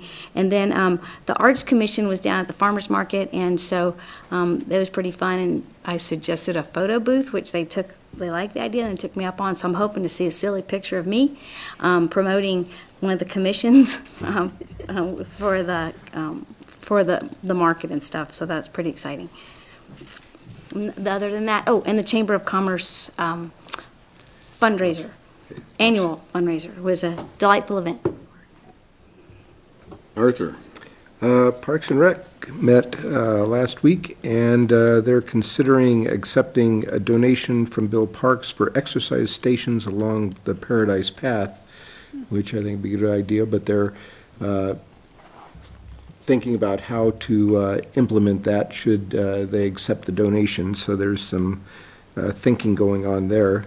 Also looking into accepting bids for the Tawny Park playground equipment, which is pretty pricey.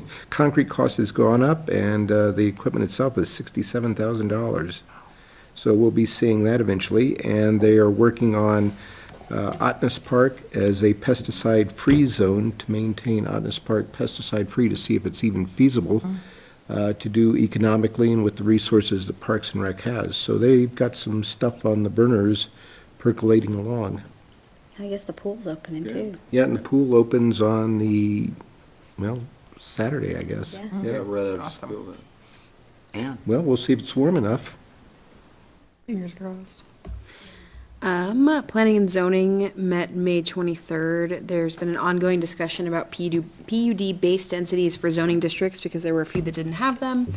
So they made the decision, there are now base densities for residential office and neighborhood business, and they'll be taking that to a public hearing. And then they've also been discussing expiration of certain land use actions. So CUPs, if you hadn't taken certain actions, would expire after 1 year. So they have decided to make that 2 years now instead.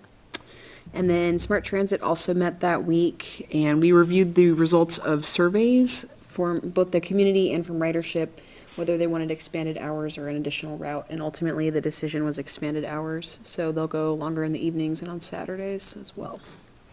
And I'm excited to see that progress. Surveys, did they say? I want to say, I just know there was about 600 sent out to the community. There was a pretty, do you remember the answer to that, Oh, we Janice? did it I did the survey online. Oh, really? It was a link and anybody could take it. That's right. I There were was just some kinda curious. Facebook efforts and some other digital I efforts. think So there they- were hard copies of 600 sent out, yeah. They had about a 28% return on the That's a good surveys, polling. which is pretty Yeah, good. that's a good poll. You know, it's a good representative, so, And people were in favor of the expanded hours. yeah. Okay. Thanks. Gina? Okay. Got to speak to Girls State, their orientation tea this past weekend, and there were 7 girls going from throughout Latah County. It's pretty exciting.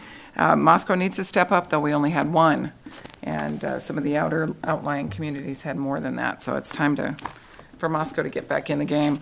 I attended, and I think Jenny will have this great memory as well, of the Be the Entrepreneur Boot Camp planning meeting last week. And they're finalizing the agenda. And you guys have already seen the invitations for the Palouse Pitch and the Palouse Challenge. A couple of those evening events, kind of cool. I really recommend the pitch. The pitch is really fun. I will also be speaking alongside some other guy named Terusio about building your team as well. And then I also got to attend the City of Moscow Sanitation Master Planning Extravaganza. Maybe that's what it's called. It's the Sanitation System Master Planning Advisory Group. So there's a lot of really good research going on. There were 3 focus group things that occurred. Did we have anybody that showed up, Jen? We had one at 7 a.m., one person at noon, and then we had 3 people at 5:30. Awesome. Okay. Well, that's better than the good RSVPs we start. got. So I think that it's an indication of the fact that we're doing something right, that we didn't get, 500 people come in, but I think also that as it goes on and we start bringing things forward, we'll see more community interaction. Other than that, my tree commission meets tomorrow evening, and I will be working. So I don't get to go to that, so I'll have to catch up the next day with David. Okay. Brandy? Okay, so historic preservation. We got to go on a tour of the original Butterfield House on Polk Street, which was very cool. Everybody trekked up there, and there's been some kind of renovations and remodeling and additions, so that was really cool to see. Moving along with the 1912 Center interpretive sign, a location has been identified, which was the big challenge, working with Jenny to find a spot that worked for everybody, and just waiting on bids at this point.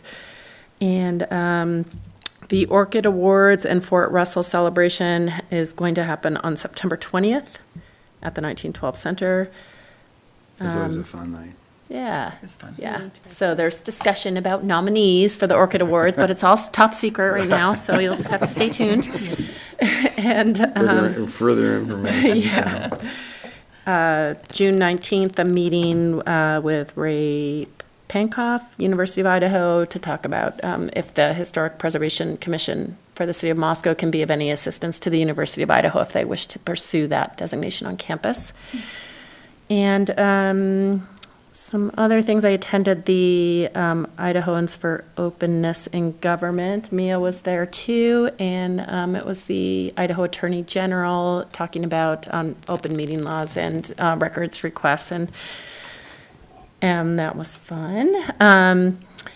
I also went to the New Bill Safety Fair and chatted with the police and the fire and the search and rescue, and also spent a good amount of time talking with Erin Bacon, who does the safe routes to schools, and she had a little bike course set up, and kind of thinking about what a great opportunity once this all happens with Plan C, and we all know a lot of education is going to be needed to kind of partner with her and figure out how to get into the schools.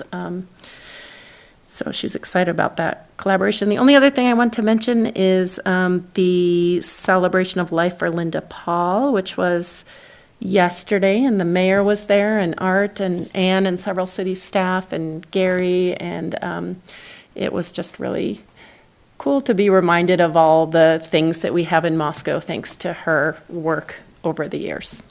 So. Okay, thank you.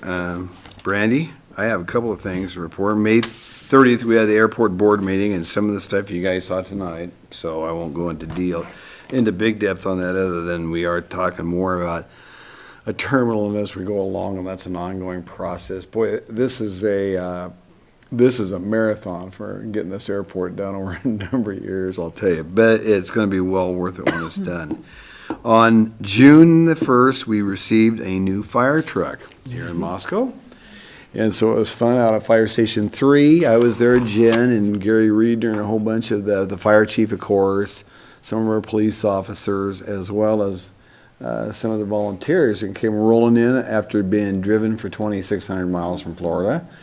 And the young men and women washed that baby up, shined it up good. And the next morning at the New Bill Safety Fair, our new fire truck was there, so it was really cool. So kids were getting a chance to climb on it and take a look and hop in it and so on and so forth. And that safety fair is always a fun time. Gosh, there was a nice day for it. And of course, we heard from John Cameron about it tonight. A big deal.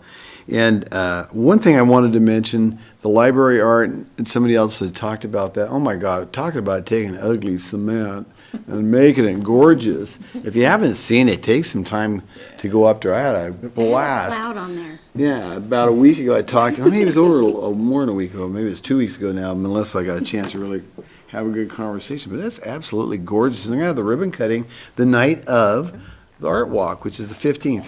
Isn't that correct? Mm-hmm. And so, I mean, that's coming up in 11 days, everybody. It's such a fun time. And as Brandy had said, there was a bunch of us at Linda's celebration of life, and she was an interesting character. Man, did her and I fight a lot, but we really had a deep respect for each other. So it was very neat. And I think the theme from everybody that spoke was kind of the same thing, too, you know, so it was kind of neat. June 6th is a regional marketing review, and that coincides with, I'm going to be there, it's in Pullman, and there's also the luncheon instead of the breakfast. I'm going to miss that, and I think some of these counselors are going over that regional thing as well, Jen. So, and one thing I want to report on is MIAC, which is the Mayor's Youth Advisory Council. I'm so excited because we got 3 applicants so far. That's awesome. I meant to mention that so to you I'm looking because I forward got to that it. from the principal, and I Yeah. thought that is so cool. It's That's great. it's going to be fun. It's going to be a hoot. So They talked about it at the Girls State Tea. good, They were very good. excited about it. And so I've let's got, get to the kids. you know, I've just, my gut tells me that I'm going to have more young women on that thing than young men. So it's going to be kind of fun to see who applies and going through that process. But it's all summer long thing, so it's really cool. We got 3 of them so far. So That's awesome. that's all I have. Jen, do you have anything? Just, you mentioned the Art Walk celebration coming up. There's going to be several openings that evening, or ribbon cuttings, I guess, the library, which you mentioned.